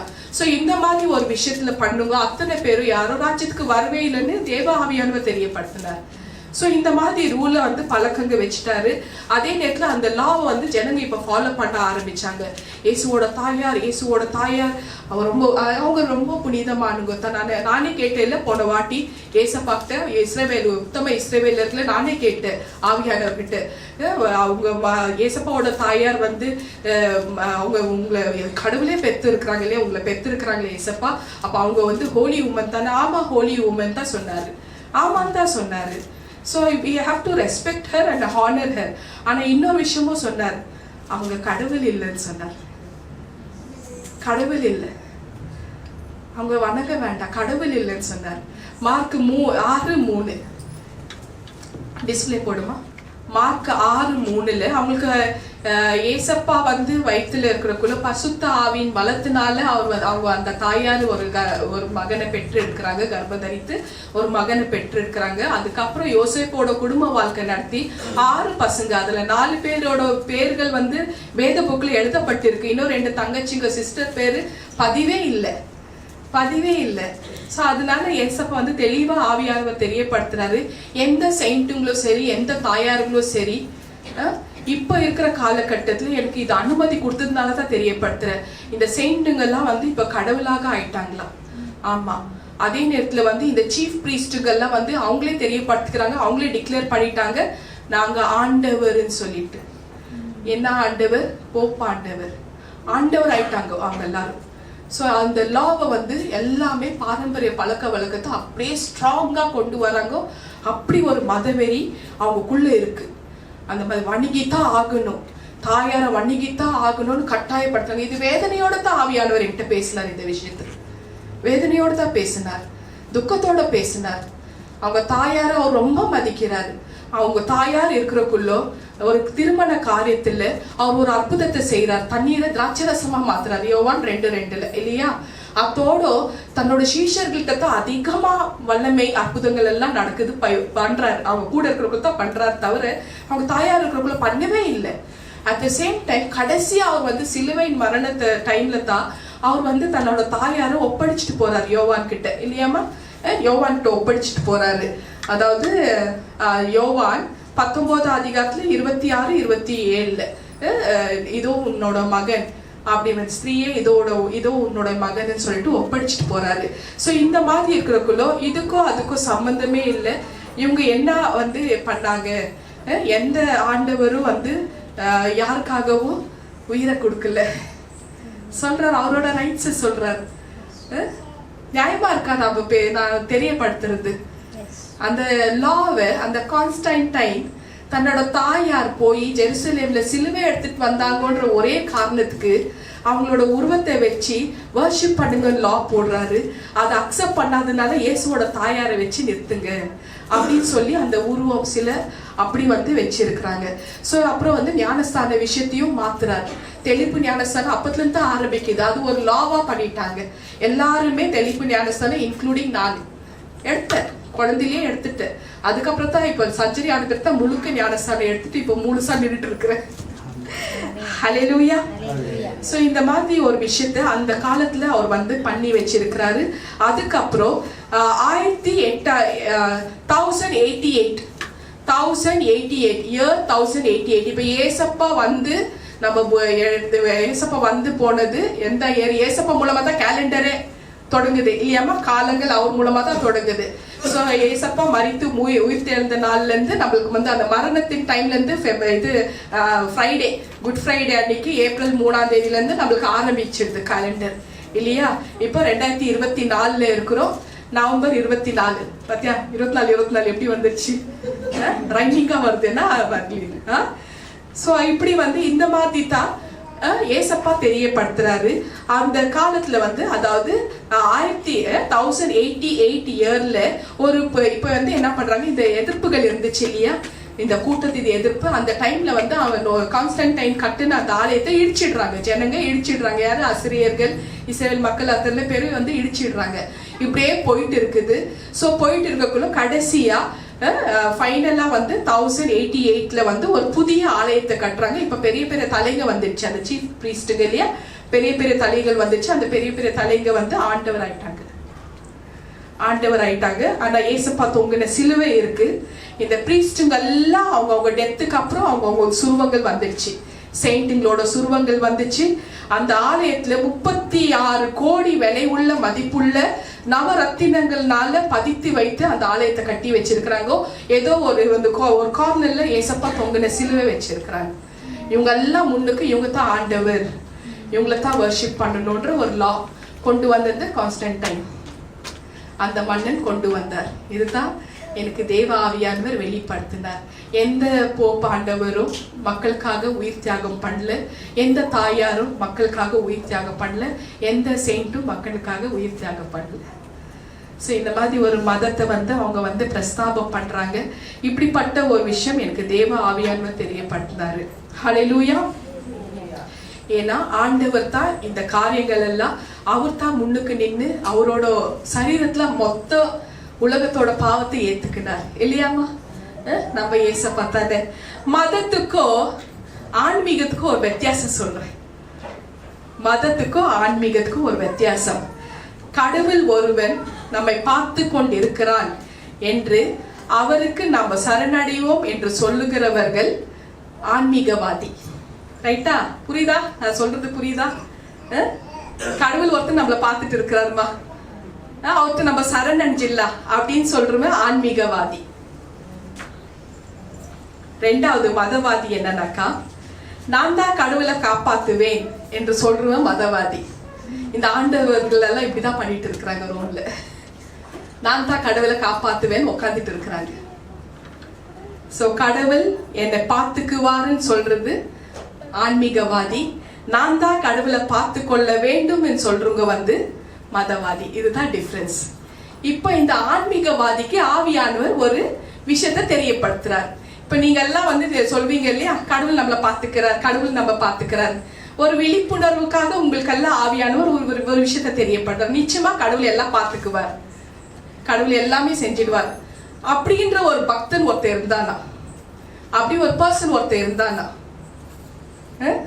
ஓவரா பக்தி, ஓவரா கடவுள் பக்தியா, அவருக்கு ரொம்ப கடவுள் பக்தியா, அந்த பர்சன் என்ன பண்றானா, ஒரு நாள் ஊர்ல வெள்ளம் வந்துடுச்சு, அதாவது ஃப்ளட் வந்துடுச்சு. ஊர் பஞ்சாயத்துக்காரங்க சொல்றாங்களா, டே ஓடிடுடா, தண்ணி வந்துச்சு ஓடிட்டாங்க. இல்ல கடவுள் என்ன பாத்துக்குவார், அவர் காப்பாத்திடுவார் அப்படின்னு சொல்றாண்டா. அதுக்கப்புறம் வாசல் வரைக்கும் தண்ணி வந்துடுச்சாப்பா, வாசல் வரைக்கும் வந்துடுச்சா. வாசல் வரைக்கும் வந்ததுனால ஜீப் அனுப்பி விடுறாங்க பஞ்சாயத்துக்கார். டே வந்துடா, ஜீப்ல ஏறிக்கடா, தண்ணி வெள்ளம் ஜாஸ்தி வரப்போகுதுன்னு. வேண்டாம் வேண்டாம், கடவுள் பாத்துக்குவார், அவர் பாத்துப்பார், வேண்டாம் வேண்டாம். அது ஜீப் ரிட்டர்ன் போயிடுச்சு, முட்டி வரைக்கும் தண்ணி வந்துடுச்சு. போட்டை அனுப்பி விடுறாங்க பஞ்சாயத்துக்கார். போட்ல ஏறிக்க வாடா, தண்ணி உச்சிக்கு மேல ஏறப்போகுது, வந்துடுடான்னு. வேண்டாம் வேண்டாம், கடவுள் பாத்துக்குவார். அப்படி ஒரு பக்தி, ஓவர் பக்தி. படகம் திரும்ப போயிடுச்சு, ரிட்டர்ன் போயிடுச்சு, தலைக்கு ஏறிச்சு தண்ணி, மொட்டை மாடி ஏறிட்டான். ஆமா, மொட்டை மாடி ஏறிட்டான். அப்புறம் கவர்மெண்டே பார்த்து ஒரு ஹெலிகாப்டர் அனுப்பி விடுறாங்க. ஹெலிகாப்டர் அனுப்பி விட்டு ஏணி கீழே விடுறாங்க. டேய் ஏணி கீழே விட்டுருக்க, ஏறி வந்துடுறான்னு சொல்றாங்க. வேணாம் கடவுள் பாத்துக்குவார் அப்படின்னு சொல்லிடுறான். ஹெலிகாப்டரும் போயிடுச்சு. போன கையோட என்ன ஆச்சு, இவனும் போய் சேர்ந்துட்டான், செத்து போயிட்டான். ஆமா, செத்து போயிட்டு நேரா மேல போறான், பரலோகத்துக்கு போறான். அங்க ஏசப்பா உட்கார்ந்துட்டு இருக்கிறார். போறான், நேரா போறான். போய் அவருக்கு நேருக்கு நேரா முகத்தை பார்த்து கேக்குறான். இவன் ரொம்ப பக்தி இல்ல, கேக்குறான், இப்படி பண்ணிட்டீங்களே, இப்படி ஏமாத்திட்டீங்களே, இது நியாயமா? உன்னை எவ்வளவு நம்புன, இந்த பக்கம் பஞ்சாயத்துக்கார ஜீப் அனுப்புனாங்க, போட் அனுப்புனாங்க, ஹெலிகாப்டர் அனுப்ப, எதுலயே ஏறலையே, உன்னதான் நம்பிட்டு இருந்தேன். அது கடவுள் பார்த்து பதில் எப்படா இருக்கும் கடவுள்து? லூசு, உனக்கு ஜீப் அனுப்புந்து, போட் அனுப்புந்து, ஹெலிகாப்டர் அனுப்புந்தா, உன்னோட முயற்சி ஒண்ணுமே இருக்காது. உன்ன கை பிடிச்சு நான் தூக்கிட்டு வரணும்னு நினைச்சுக்கிறியா? கிரியை இல்லாத விசுவாசம் செத்ததா இருக்கும் இல்லையாமா? அது யாக்கோபு எதுல இருக்கு? யாக்கோபு 2:17. கிரியை இல்லாத விசுவாசம் செத்ததா இருக்கும். இப்போ ஏன் இந்த வார்த்தை நான் லூசுன்னு சொன்னேன்னா, ஆக்சுவலி என்னன்னாக்கா, போன மெசேஜ்ல நான் வந்து முட்டாளுன்னு சொல்லியிருப்பேன் பிரதர். சொல்லாமா வேண்டாமான்னு வேற பர்மிஷன் கேட்டேன். ஆக்சுவலி அந்த பதத்துக்கு என்ன அர்த்தம்னாக்கா, முட்டாளுன்றது வந்து என்னன்னா, ஒரு தேர், சேரியட், ஒரு தேர் வந்து வருதுன்னு வச்சுக்கோங்க. இந்த வில்லேஜ்ல எல்லாம் மண்ணுல தான் ரோடுங்க இருக்கு. அந்த தேர் வரக்குள்ள பள்ளம் இருக்கு, பள்ளம் மேடு இருக்குல்ல, அந்த பள்ளம் வரக்குள்ள ஒரு முட்டை வந்து அந்த பள்ளத்துக்கிட்ட வைப்பாங்க. அப்ப அந்த தேர், அந்த வீல் வந்து அப்படியே ஏறி போகும். சோ அந்த முட்டை வைக்கிற ஒரு ஆளு தான் முட்டாள். புரியுதா? இதுதான் அர்த்தம். முட்டாளோட அர்த்தம் இதுதான். அப்பதான் ஆவியானவர் எனக்கு சொன்னாரு, நீ எந்தெந்த வேர்டு யூஸ் பண்ணணும் மெசேஜ்ல தெளிவா எனக்கு சொல்லி கொடுத்து தான் இங்க ப்ரிப்பேர் பண்ணி தான் அனுப்பி இருக்கிறார். நீதிமொழிகள் 14 அதிகாரம், நீதிமொழிகள், ப்ராவர்ப்ஸ், நீதிமொழிகள் 14, 17, 18 வசனம். இந்த வசனத்தின்படி நீ என்ன சொல்லு? நடுநடுல மதிகேட்டாக நடக்காதன்னு சொல்லு, புத்தியீனனாக நடக்காத, மூர்க்கனாக இருக்காத. ஆனா நம்ம பசங்களுக்கெல்லாம் அது புரியுதோ இல்லையா? தான் லூசு, நான் படகுல வந்தேன், நான் வந்து ஜீப்ல வந்தேன், உன்னை கூப்பிட்டு போறதுக்கு நான் ஹெலிகாப்டர்ல வந்தேன், நீ ஏறலன்னா நான் என்ன செய்யட்டும்? ஆனா முட்டாளுன்ற ஒரு வேர்டு ஃப்ளோர் அப்படியே வந்துடும். ஏன்னா நம்ம தலைமுறைகள் அப்படியே சொல்லியே பழகி விட்டாங்களா நம்மளுக்கு, இல்லையாம்பா? ஹல்லேலூயா. இந்த பக்கம் வந்து இந்த சீஃப் பிரீஸ்டுங்க மதவெறி கொண்டு அந்த அளவுக்கு வந்து தீவிரமா பிரச்சாரம் பண்றாங்க. சோ இந்த பிரச்சாரம் பண்றதுனால இயேசு இந்த ஒரு விஷயமே டோட்டலா அவரை வந்து தள்ளி விட்டுட்டாங்க.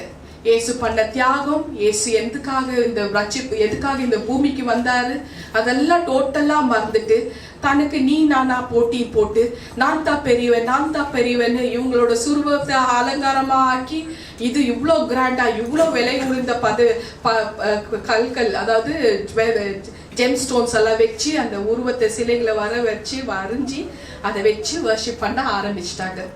ஸோ இதெல்லாம் வந்து மனுஷங்க தான் பண்ணுது, இயேசு பண்ணவே இல்லை. ஹல்லேலூயா. அவர் வந்து அந்த தேவன் வந்து நான் என்ன தவிர வேற யாருமே கடவுள் இல்லைன்னு சொன்ன அந்த தேவன். சங்கீதம் 86:8 வாசிமா. சங்கீதம் 86:8. அவருக்கு ஒப்பானவர் யாருமே கிடையாதுன்னு தேவன் தெரியப்படுத்துறார். ஆனா இவங்களே வந்து நான் தான் ஆண்டவர், நான் தான் போப்பாண்டவர்னு சொல்லிட்டு உட்கார்ந்துட்டு இருக்கிறாங்க. ஆண்டவர்ன்ற ஒரு ஸ்தானம் யாருக்குமே கிடையாது இறைவனை தவிர. அது நம்ம எல்லாருமே மைண்ட்ல வச்சுக்கணும். வாசிமா. ஹல்லேலூயா. ஆண்டவரே, தேவருக்குள்ளே உமக்கு நிகரும் இல்லை, உம்முடைய கிரியைகளுக்கு ஒப்பும் இல்லை. ஆமென். 35:10 வாசிமா. சங்கீதம் சாம் 35:10. ஹல்லேலூயா. சிறுமைப்பட்டவனை அவனிலும் பலவானுடைய கைக்கும், சிறுமையும் எளிமையுமானவனை கொள்ளையிடுகிறவனுடைய கைக்கும் தப்பு வைக்கிற உமக்கு ஒப்பானவர் யார்? கர்த்தாவே என்று என் எலும்புகள் எல்லாம் சொல்லும். ஆமென். சோ அவருக்கு ஒப்பானவங்க யாருமே கிடையாதுன்னு தெளிவா இதுல சொல்லிட்டு இன்னும் பல வசனங்கள் இருக்கு, அது ஏற்கனவே உங்களுக்கு எல்லாருக்குமே நான் தெரியப்படுத்தி நோட் பண்ண வச்சிருக்கிறேன் இல்லையா? அவருக்கு ஒப்பானவர்கள் யாருமே இல்லை. உத்தம இஸ்ரவேலர்கள் என்ற ஒரு தலைப்புல நான் பேசியிருப்பேன், டீட்டெயிலா பேசியிருப்பேன், போய் பார்த்துக்கங்க. சோ அவருக்கு ஒப்பானவர்கள் யாருமே கிடையாதுன்னு தெளிவாக ஆண்டவர் தெரியப்படுத்திட்டாரு. ஏன் தெரியப்படுத்தினார்னா, அவரை தவிர வேற யாருமே உலகத்தின் பாவங்களை சுமக்க வரலன்னு தெரியப்படுத்தினார், தெளிவாக தெரியப்படுத்தினார். ஏசாயா 53:11-12 வசனம். ஏசாயா 53:11-12. இயேசு கிறிஸ்து எல்லாருடைய, அதாவது நம்மளுடைய அக்கிரமங்களை, பாவங்களை அவர் சுமந்தார். ஏசாயா 53:4 வசனம். அவர் தாமே நம்மளுடைய பாடுகளை ஏற்றுக்கொண்டு துக்கங்களை சுமந்தார். மேத்யூ 8:17. அவர் தாமே நம்மளோட பலகீனங்களை ஏற்று கொண்டு அவர் சுமந்தார். இந்த விஷயம் எல்லாம் நான் தற்கொலை வரைக்கும் போன நேரத்துல தான் ஆவியானவர் நில்லு வேண்டான்னு சொல்லிட்டு இதெல்லாம் எனக்கு தெரியப்படுத்தினார். அன்னைக்கு கத்து கொடுத்துட்டு தான் இன்னைக்கு வந்து சொல்லிட்டு இருக்கிறேன் நான். சோ அவர் தான் நம்மளோட பலகீனங்களை ஏற்றுக்கொண்டு நோய்களையும் அவர் தான் சுமந்தாருன்னு தேவ ஆவியானவர் தெரியப்படுத்தினார். கலாத்தியர் 3:13. அவர் தாமே நம்மளுடைய சாபங்களையும் சுமந்தார் அப்படின்னு தெரியப்படுத்தினார். ஹெபிரேயர்கள் ஹெப்ரூஸ் 2:9 சிலுவையில ஒவ்வொருத்தருக்காகவும் மரணத்தை அவர் ருசி பார்த்தார் என்றும், நம்ம பட வேண்டிய பாடுகள் அத்தனையும் நமக்கு வரும் பொழுது, நம்மளுக்கு பாடுகள் வரும் பொழுது ஒத்த ஆளு சிலுவையில அவர் நோக்கி சிவந்திருக்கிறார். அந்த சிலுவையை நம்ம நோக்கி பார்க்கறக்குள்ளோ நம்மளுக்கு அதை தீர்க்காத பாவம் நம்மள தீர்ந்து போயிடும். நம்மளோட சாபங்கள் தீர்ந்து போகும். நம்மளோட பாடுகள் துக்கங்கள் அத்தனையும் அவர் தீர்ப்பார். சோ நம்ம கேட்டாக்குள்ளோ அவரோட உதவி தானா தேடி வரும். எந்த ஒரு செயின்ட்டுகளோ, எந்த ஒரு தாயார்களும், எந்த ஒரு போப்பாண்டவர்களும் இந்த மாதிரி ஒரு காரியம் பண்ணலன்னு தெரியப்படுத்தினார். தாழ்மையோட தெரியப்படுத்தினார். ஹல்லேலூயா. ஆனா ஒரு காரியம் மட்டும் நம்ம கேட்கறதுக்கு நம்மளுக்கு விருப்பமே இல்லையா, ஆண்டவர் தெரியப்படுத்துறார். இவ்வளவு விஷயம் நம்ம கேட்கிறோம் இல்லையா, இந்த காரியம் மட்டும் நம்மளுக்கு கேட்கறதுக்கு விருப்பம் இல்லை அப்படின்னு தெரியப்படுற. அது என்ன காரியம் நம்ம பார்ப்போம் இல்லையாமா? எபேசியர்கள் 6:12 வாசிமா. எபேசியன்ஸ் 6:12. Ephesians 6:12. அல்லேலூயா. ஏனெனில் மாம்சத்தோடும் இரத்தத்தோடும் அல்ல, துரசனங்களோடும் அதிகாரங்களோடும் இப்பிரபஞ்சத்தின் அந்தகார லோகாதி அதிபதிகளோடும் வான்மண்டலில் உள்ள பொல்லாத ஆவிகளின் சேனைகளோடும் நமக்கு போராட்டம் உண்டு. ஆமென். ஆமென். இதுதான் விஷயம். இந்த போராட்டம் நமக்கு இருக்கத்தான் செய்யும். இந்த பொல்லாத சத்ரு யாருன்றது, சத்ரு என்ற தலைப்புல நான் பேசியிருப்பேன். அவன் எப்படி உருவாகுனா, எந்த நாள்ல, 5ஆம் நாள் ஆண்டவர் உருவாக்குன 6 நாள்ல 5ஆவது நாள்ல இவனை உருவாக்குறாரு. சோ இந்த சத்ரு இப்படிதான் இருப்பான் அப்படின்னு தேவ ஆவியானவர் தெரியப்பட்டார். இவன் மாம்சத்தோடோ ரத்தத்தோடு அல்ல, துரைத்தனத்தோடு அதிகாரிகளோடு இப்பிரபஞ்சத்தின் அந்தகார லோகாதிபதிகளோடு வான மண்டலங்களில் பொல்லாத ஆவிகள் சேனைகளோடு நமக்கு போராட்டம் உண்டு. இந்த பொல்லாத ஆவிகளோடு நம்மளுக்கு போராட்டம் உண்டு. எந்த நேரத்துல எந்த ஆவி ஒரு மனுஷனுக்குள்ள கூறுது நம்மளுக்கே தெரியாது. நல்லாதான் இருப்பா. இப்ப நடக்க போறது சில விஷயங்கள் ஆண்டவர் தெரியப்பட்டார். எந்த ராஜாக்குள்ளோ அந்த ராஜா நல்லா தான் இருப்பான். ஒரு நாட்டுல ஒரு ராஜா இருக்கிறான்னு வச்சுக்கோங்க, அந்த ராஜா நல்லா தான் இருப்பான். அவனுக்குள்ள அந்த ஆவி போச்சுன்னா தான் அவனோட சுயரூபத்தை பார்க்க முடியும். சோ பொல்லாத ஆவிகளோட நம்மளுக்கு போராட்டம் உண்டு. B prepare. எல்லாருமே ஆயத்தப்படுத்துன்னு தெரியப்படுத்துன்னு தான் எனக்கு படுத்துன்னு சொன்னதுனால தான் ஒவ்வொருத்தரும் ஆயத்தப்படுத்துற ஒரு விஷயத்துக்கு நான் பேசிட்டு இருக்கிறேன். புரியுதுங்களா? சோ இந்த மாதிரி பொல்லாத ஆவிகளோட போராட்டம் நம்மளுக்கு உண்டு. பொல்லாத ஆவிகளோட போராட்டம் இருக்கிறதுனால சோ அதுங்க நம்மள பார்த்துட்டே இருக்கும். ஸ்லோவா ஸ்லோ பாய்சன் சொல்றோமே, ஸ்லோவா அட்டாக் பண்ணும். ஸ்லோவா அட்டாக் பண்ணும். உடனே அப்படியே அப்படி அட்டாக் பண்ண, ஸ்லோவா அட்டாக் பண்ணும். நமக்கே தெரியாது. 2025 ப்ராபசி கேட்டுக்கங்க. பிசாசோட ராஜ்யத்தை ஏசப்பா எனக்கு காமிச்சாரு. ஹோலி பைபிள்ல பரலோகத்தை விட ஏசப்பா நரகத்தை பத்தி தான் அதிகமா பேசியிருக்கிறார் இல்லையா? இது எல்லாருக்கும் தெரிஞ்ச விஷயம். சோ இந்த மாதிரி அந்த பிசாசோட இருக்கிற அந்த நகரத்துல ஒரு பகுதி இருக்கு. அவன் கோடிக்கணக்கான தூதர்களோட அவன் அங்க வாசம் செஞ்சுட்டு இருக்கிறது ஆண்டவர் எனக்கு காமிச்சாரு. முன்னாடி மோட்சத்துல அவனுக்கு ஒரு இடம் இருந்தது. வெளிப்படுத்தின விசேஷம் 12:4, ரெவல்யூஷன் 12:4. சோ இந்த விஷயத்துல என்ன பண்றாரு, அந்த பொல்லாத பிசாச ஆண்டவர் தள்ளி விடுறாரு, கீழே தள்ளி விடுறாரு. தள்ளப்பட்ட தூதன் அவன் கீழே உழுறக்குள்ள என்ன நடக்குதுனாக்கா, வானத்துல 3 பங்குல ஒரு பங்கு அவன் நட்சத்திரங்களை இழுத்துட்டு கீழே உழுதுடுறான். அப்போ வானத்துல ஒரு பங்கு அங்க குறைவா இருந்ததுனால தான் 6ஆம் நாள் ஆதாம உருவாக்குறாரு. அவனை எதுக்காக தள்ளி விட்டாரு? ஏசாயா 14 அதிகாரத்துல 14:15. ஏசாயா 14 அதிகாரத்துல 14:15 எதுக்காக அந்த பிசாசு அந்த ஏஞ்சல்ல அவன் தள்ளப்பட்ட தூதனை தள்ளி விடுறாருனாக்கா, தன்னோட இருமாப்பினால நான் தேவனை விட உயர்ந்தவன் என்று எண்ணி பெருமைனாலும் பாவம் செய்து விழுது போனான். அந்த பெருமை வந்ததுனால தான் அவர் தள்ளி விட்டார் இல்லையா? சோ இது லாஸ்ட் டைம் நான் சத்ரு என்ற ஒரு மெசேஜ்ல டீட்டெயிலா பேசியிருப்பேன், நீங்க போய் பார்த்துக்கங்க. ஹல்லேலூயா. சோ இந்த பிசாச அவர் சாம்பலாக கீழே தள்ளுறக்குள்ள எரிறான். எசேக்கியேல் 28:18 எசேக்கியேல் 28:18. கீழே உழுறக்குள்ள அவன் ஆஷா எரிஞ்சு ஆஷா மாறிடுறான். பிசாசு எப்போதும் கற்பாத்தான் இருக்கும், வெள்ளையாலாம் இருக்காது. இப்ப சொல்லிட்டேன். யாருக்கா டவுட் இருக்கா பிசாசு எப்படி இருக்குன்னு? ஜெயனா, பிசாசு எப்படிமா இருக்கும்? கண்ணாடியில போய் பாரு, தெரியும். கற்பா இருக்கும். ஆஷா, ஆஷ், கற்பு. ஹல்லேலூயா. கற்பு உருவம். எத்தனை டெஸ்டிமனிஸ்ல பிள்ளைங்களுக்கு நம்ம கேட்டிருப்போம். கற்பு உருவம், எரிச்சாரு ஏசப்பா, எரிச்சாரு, அப்படியே வரும், நிக்கோ, எந்திருக்கும், நிக்கோ, அந்த மாதிரி கற்பா இருக்கும். சோ இவனை முன்னாடி மோட்சத்துல வச்சிருந்தார் ஆண்டவர். ரொம்ப நல்ல ஒரு தேவன். மோட்சத்துல அவ்வளவு நவரத்தினங்கள்னால எசேக்கியேல் 28:12-13 அவ்வளோ பியூட்டிஃபுல்லாக நவரத்தினங்கள்னால அவரை உருவாக்கி அவருக்கு கொடுத்து அவ்வளோ பியூட்டிஃபுல்லா அவ்வளோ அழகா முத்திரை மோதிரம் மாதிரி வச்சிருந்தார். கபாலி மோதிரம் ஏதோ கபாலி காணும், இடம் மாத்திட்டாரோ, பார்த்து பார்த்து பழகிட்டேன்னா அந்த இடத்த மாத்தி அங்க இருக்கிறீங்களா? கபாலி மோதிரம் மாத்தி அந்த பிசாச கையில வச்சிருந்தாரு. அந்த பிசாசுக்கு எண்ணம் பாரு, கடவுளை விட ஒரு படி நான் மேல இருக்கணும். அந்த எண்ணம் வந்ததுனால இவன் தான் நமக்கு, இவனோட தூதர்களால தான் நமக்கு போராட்டம் உண்டுன்னு ஆண்டவர் தெரியப்படுத்துறார்.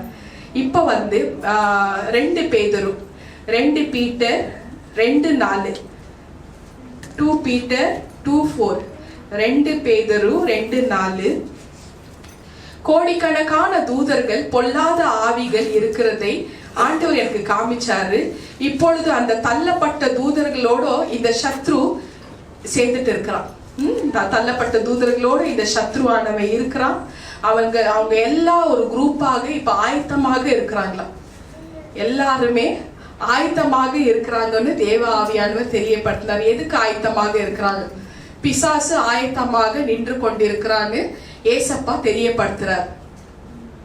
ரெடியா இருக்கிறான். அதுவும் ஹீஸ் வெயிட்டிங். எப்ப இந்த 2025 வரப்போகுது, அதுக்கு முன்னாடி எல்லாருக்கும் ஒரு எச்சரிக்கை அலர்ட் பண்ணிட்டு இருக்கிறோம். அப்புறமா நாளைக்கு நம்ம திடீர்னு நம்ம டாக்டர் நம்ம எப்போ ஆல்ரெடி சொல்லிட்டாங்கல்ல, எங்களுக்கு இந்த விஷயம் தெரியுமே, நம்ம பாதுகாக்க முடியும், அலர்ட் ஆக முடியும், காப்பாத்தி கொள்ள முடியும்.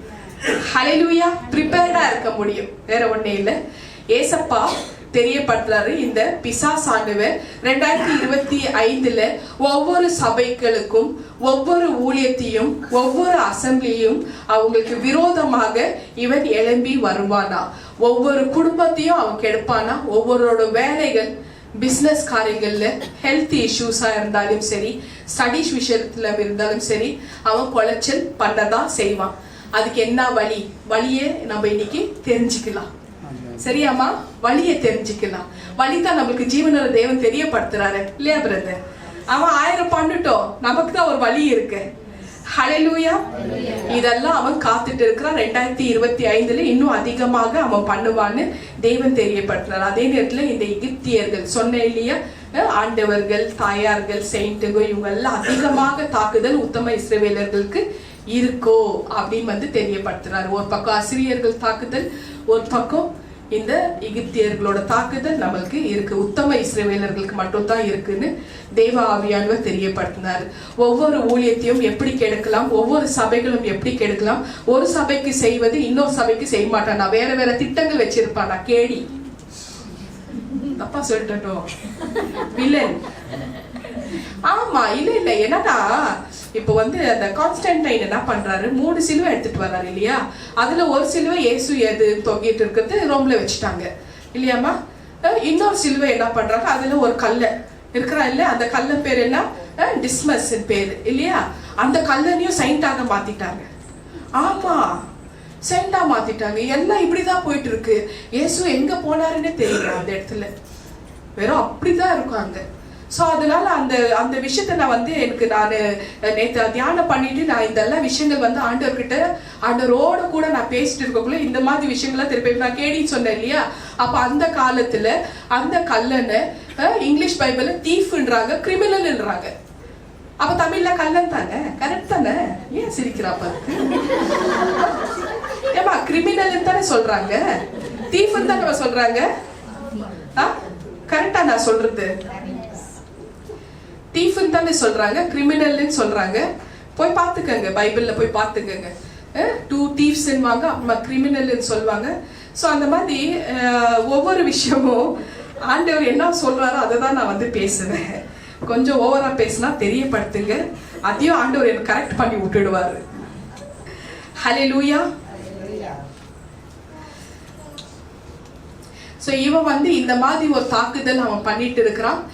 டிஃப்ரெண்ட் திட்டங்கள் வந்து ஒவ்வொரு சபைகளுக்கும் தெளிவாக வச்சிருக்கிறான்னு தேவ ஆவியானவர் எனக்கு தெரியப்படுத்தி அனுப்பியிருக்கிறார். எந்த விஷயத்துல எந்த விதத்துல யாரை எப்படி வந்து கொலைக்கலாம் கெடுக்கலாம் என்ற ஒரு திட்டத்தை போட்டு வச்சுட்டு இருக்கிறானா. இப்ப வார்னிங் நம்மளுக்கு, பெருமையின் ஆவி, அகங்காரத்தின் ஆவி, எரிச்சலின் ஆவி, பொறாமையின் ஆவி, இந்த அத்தனை ஆவிகள் இப்போ ரெடியாக இருக்கா. ரெடியாக நம்மள அட்டாக் பண்றதுக்கு, இந்த வேர்ல்டை டிஸ்ட்ராய் பண்றதுக்கு காத்துட்டு இருக்கு. இனி வரப்போற யுத்தங்கள் செய்திகள் எல்லாம் நம்ம கேட்க போறோம். ஸோ இந்த மாதிரி விஷயங்கள் வந்து நம்ம கண்ணுலயே பார்க்க முடியும், பின்னாடி எல்லாம் இல்லை, கண்ணுக்கு முன்னாடி பார்க்க முடியும். இத்தனை ஆவிகளோட போராட்டங்கள் நம்மளுக்கு உண்டு. ஸோ இதுதான் வானமண்டலத்துல இருக்கிற பொல்லாத ஆவிகளின் தாக்குதல். ஹல்லேலூயா. எல்லா ஊழியத்தையும் கெடுக்க போகிறானா, எல்லா சபைகளும் கெடுக்க போறானா, ஈவன் நம்ம அந்த கண்ணிலேயே நம்ம வந்து எல்லாருமே பார்க்க முடியும். இந்த 2025 அதிகமாக ஆரம்பிக்கும்னு தேவ ஆவியானவர் தெரியப்படுறா. அவன் காத்துட்டு இருக்கிறானா, அடுத்த வருஷம் 2025 எப்போ வருதுன்னு காத்துட்டு இருக்கிறானா. முழுவதும் சபைகள் அல்லோலப்படும் தள்ளாடும்னு தெரியப்படுத்தினார் ஆவியானவர். அல்லோலப்படும் தள்ளாடும். இப்ப மணிப்பூர்ல இந்தியால ஆரம்பிச்சிட்டாங்க மறுபடியும். இது ஹியூமன் மனிதர்களை கொல்றாங்க. யார் எதுக்காக? கிறிஸ்துவ வணங்கிட்டு இருக்கிறாங்க, வர்ஷிப் பண்ணிட்டு இருக்கிறாங்க. உத்தம இஸ்ரவேல் பிள்ளைகளை வந்து கொலை பண்ணிட்டு இருக்கிறாங்க. எகிப்தியர்கள் சில வழிபாடு பண்ற ஜனங்க அப்படி கொலை பண்ணிட்டு இருக்கிறாங்க. அதெல்லாம் வந்து பாக்குறோம், நியூஸ்ல பாக்குறோம் இல்லையாமா, ஆரம்பிச்சிருக்கு, நடந்துட்டு இருக்கு இது. ஸோ அதனால வந்து நீங்க விரும்புறீங்களோ இல்லையோ, if you like or not like, whether you like it or not, இது நடக்கத்தான் போகுது. அப்படிப்பட்ட சூழ்நிலை வரத்தான் போகுது. ஆனா இதுல இயேசு தலையிட மாட்டாராம். சொல்லிட்டாருப்பா, தலையிட மாட்டாராம் இயேசு. அவர் தலையிடலன்னா எப்படி? இல்லையா? இந்த தாக்குதல்ல நம்ம வாழ முடியுமா? யார் வாழ முடியும்? முடியாது. சூப்பர். காரணம், நம்ம வந்து அலட்சியமா இருக்கிறோம். நமக்கு என்ன, வேற ஒரு நாட்டுல தானே யுத்தம், நம்ம கிட்ட இல்லையே அப்படின்னு நினைச்சிட்டு இருக்கிறோம். நம்ம தேவ பிள்ளைகள் நம்மளுக்கு கொடுத்திருக்கிற ஒரே ஒரு ஆயுதம் ஜபம். அந்த ஜபம் தேவைப்படுதுன்னு ஆவியானவர் தெரியப்படுத்துறாரு. ஒவ்வொருத்தருக்குள்ள சின்ன பிள்ளைங்களுக்கு கூட ஜபம் தேவைப்படுது.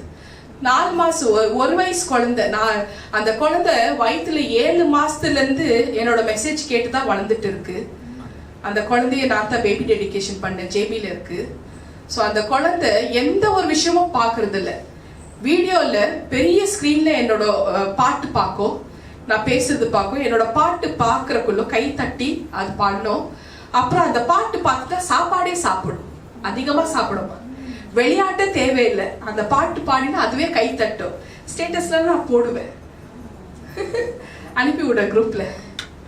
சோ இந்த மாதிரி சின்ன பிள்ளைங்களோட ஜெபமும் கேட்கப்படுதுன்னு ஆவியானவர் தெரியப்படுத்துறார். அப்ப நம்ம எல்லாம் என்ன பண்ணிட்டு இருக்கோம்? நம்ம ஜெபம் பண்ணணும். அடுத்த நாட்டுக்கு நடக்குது, அங்க தானே இஸ்ரேல் ஈரான் தானே வாரு, ரஷ்யா உக்ரைன் தானே வாரு, நமக்கு இல்லையே, அந்த மாதிரி நினைக்க வேண்டான்றாரு. அப்போ நம்ம கெஞ்சினால ஒளிய நம்ம ஜெபம் பண்ணலன்னா அவர் வரவே மாட்டாரு. எங்கேயும் பிரிவின ஆவிகள் தாண்டவம் ஆடிட்டு இருக்கு. சண்டைகள் சச்சரங்கள் ஆரம்பித்து விட்டது, இப்ப ஆரம்பிச்சாயிடுச்சு இல்லையா? சோ கிறிஸ்து அதுல தலையிட போறதுல அன்லெஸ் நம்ம ப்ரே பண்ணணும். அவர் prayer is very very important. நம்ம சின்னதா ப்ரே பண்ணணும். சின்ன பசங்க தெரியலன்னா சின்னதா ப்ரே பண்ணுங்க. எவ்வளவுக்கு எவ்வளவு முடியுதோ பிரேயர் நம்ம பண்ணணும்னு தேவ ஆவியானவர் தெரியப்படுத்துறாரு. ஹல்லேலூயா. அதுக்கு நம்ம என்ன பண்ணணும்? முதல்ல நம்மள தாழ்த்தணும். நம்மளுக்கு தலைகனம் வேண்டான்றாரு. நம்மளுக்கு தலைகனம் இருக்கிறதுனால தான் நம்ம வந்து பரவாயில்ல, அப்புறம் பார்த்துக்கலாம், நீ போய் சேர்ந்துடுவ. அவன் போய் சேர்ந்தான், தண்ணி வந்துச்சுன்னு சொல்றோம், ஆண்டவர் பார்த்துக்கலாம் போய் சேர்ந்தா இல்ல ஒரு பிரயோஜனம். அது சும்மா காமெடிக்கு தான் சொன்னேன். ஆனா நம்ம அங்க போய் சேரணும்னா, ராஜ்யத்துக்கு போய் சேரணும்னா நம்மளுக்கு ஜெபம் தேவைப்படுது. ஹல்லேலூயா. சோ எங்குமே பிரிவினை ஆவிகள் தாண்டவம் ஆடிட்டு இருக்கு. நம்ம முதல்ல நாமளே தாழ்த்தணும்னு தேவன் தெரியப்படுத்துறாரு. வசனங்கள் நோட் பண்ணிக்கங்க. நீதிமொழிகள் 3:36. நீதிமொழிகள் ப்ராபர்ப்ஸ் 3:36, ஜேம்ஸ் யாக்கோபு 4:6, 1 பேதுரு 5:5. இந்த 3 வசனங்களும் தேவ ஆவியானவர் என்ன தெரியப்படுத்துறாருன்னா, தேவன் பெருமை உள்ளவர்களுக்கு எதிர்த்து நிற்கிறார், தன்னைத்தான் தாழ்த்துறவர்களுக்கு அவர் இரக்கம் பெறுவார்கள். தாழ்த்துறவங்க இரக்கம் பெறுவார்கள். பெருமை உள்ளவர்களுக்கு தேவன் எதிர்த்து நிற்கிறார். சோ அவர்களுக்கு கிருபை அளிக்கணும்னாக்கா தன்னைத்தானே தாழ்த்தணும்னு தேவ ஆவியானவர் தெரியப்படுத்துறார். ஹல்லேலூயா. நாம் எல்லாரும் நம்மை நாமே தாழ்த்துவோம். தாழ்த்துவாமா? நமக்கு இந்த பெருமை வேண்டாம். எதுக்கு நமக்கு பெருமை இல்லையா? we don't want அந்த பிரைட் நம்மளுக்கு வேண்டாம். நம்மளுக்கு பெருமை வேண்டாம். நம்மை நாமே தாழ்த்துவோம்.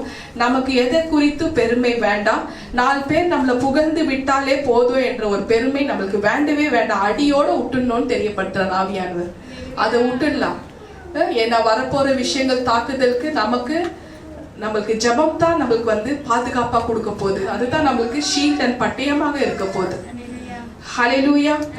நாம் நம்மை தாழ்த்துவோம். மற்றவர்கள் நம்மை எவ்வளவு புகழ்றாங்களோ பாராட்டுறாங்களோ அந்த அளவுக்கு நம்மளை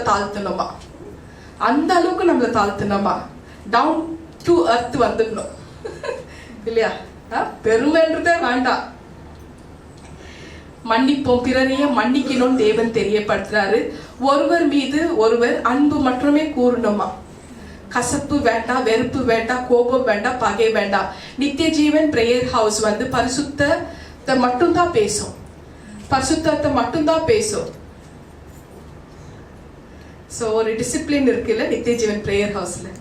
ஏன்னா பேசிட்டு இருக்கிறது பரிசுத்த ஆவியானவர். பரிசுத்தத்தை மட்டும்தான் பேசும். அந்த பரிசுத்தமானவர் அன்பாக இருக்கிறவர். பரிசுத்தம் இருந்தா மட்டும்தான் அந்த பரிசுத்த ஆவியானவர் பார்க்க முடியும், பேச முடியும், இல்ல தேவனை தரிசிக்க முடியும். பரிசுத்தம் இல்லாவிட்டா யாரும் ஒரு காலமும் என்னை தரிசிக்கவே முடியாது. அது இந்த இடத்துல இருந்து ஆரம்பிக்கிட்டோமே. இந்த இடத்துல நம்ம பரிசுத்தம் பண்ணிக்கலாமே. இந்த இடத்துல பரிசுத்தம் பண்ணிட்டு நம்ம போய் வலது பரிசுத்துல அங்க போய் உட்காரலாமே இல்லையா? இந்த இடத்துல பரிசுத்தமாக்கலாம். அப்போ நம்ம முதல்ல நம்மை நாமே தாழ்த்தணும். ஹல்லேலூயா.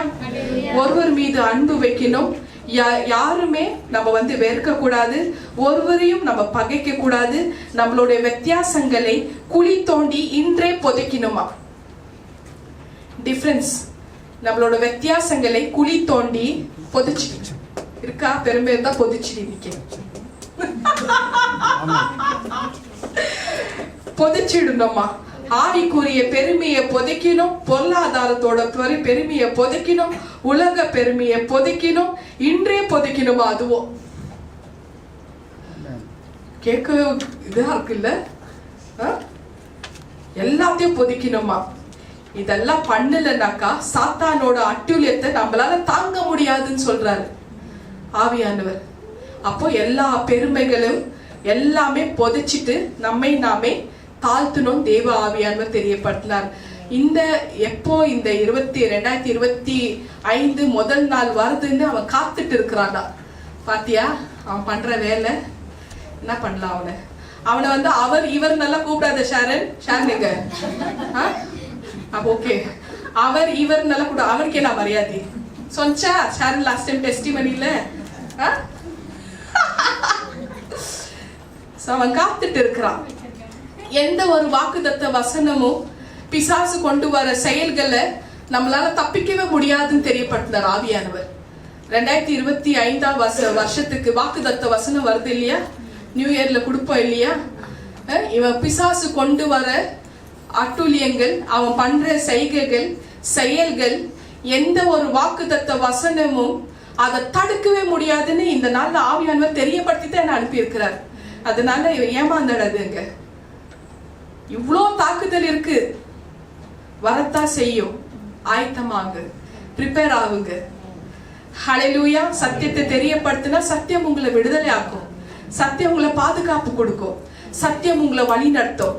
ஏன்னா தேவன் சத்தியமாக இருக்கிறாரு இல்லையா? நானே சத்தியம், நானே வழி, நானே ஜீவனாக இருக்கிறேன் சொன்னாரா? எஸ். சோ எந்த ஒரு வாக்கு தத்தத்தை வசனங்களை புடிச்சு ஏமாந்துடாதீங்க. பிசாசோட அட்டூழியத்தை காரியத்தை அவன் கொடுக்குற அந்த செயல்களை நம்மளால தடுக்கவே முடியாதுன்னு தெரியப்படுத்தினார்.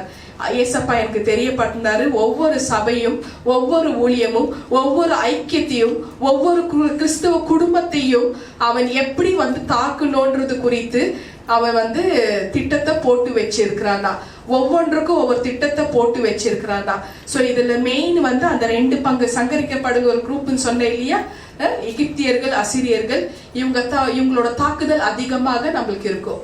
3வது காரியத்தை உத்தம இஸ்ரவேலர்கள். புரியுதா? சோ இவங்களோட தாக்குதல் அதிகமாக நம்மளுக்கு இருக்கும்.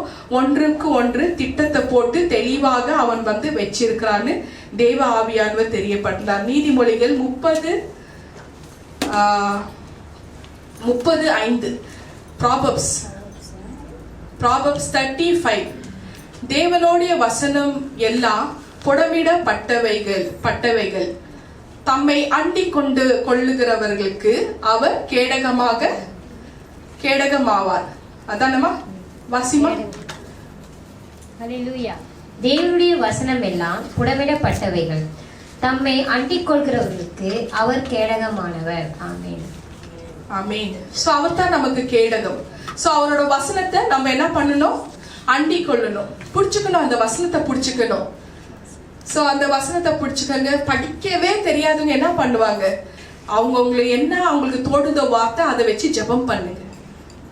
காதுல கேட்பீங்கல்ல, படிக்க தெரியாதுங்க, ஆடியோ ரெக்கார்ட்ல தமிழ்ல பேசுற அந்த வார்த்தைகளை கேளுங்க, புடிச்சுக்கங்க அந்த வார்த்தைகளை.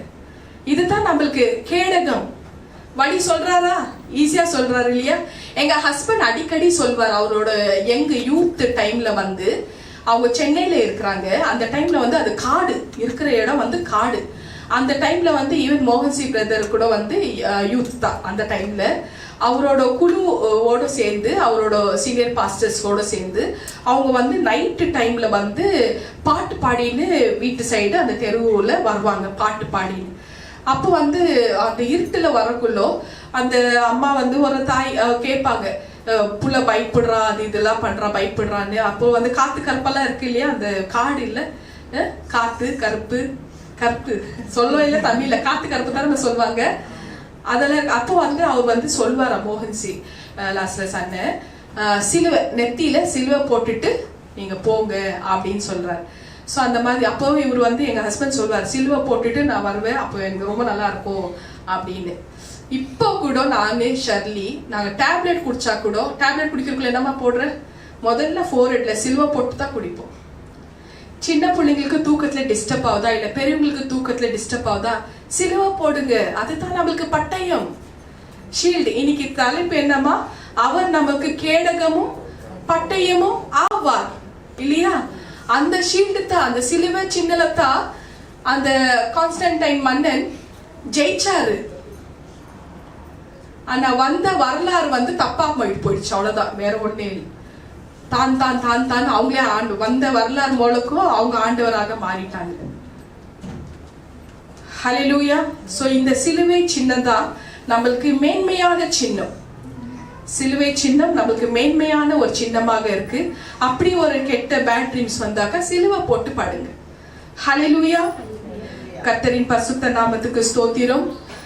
நமக்கு தேவன் தெரியப்படுத்துறார், கர்த்தரோட ஆசீர்வாதம் நமக்கு இருந்தா மட்டும்தான் சாபங்களை ஆசீர்வாதமாக மாற்ற முடியும்.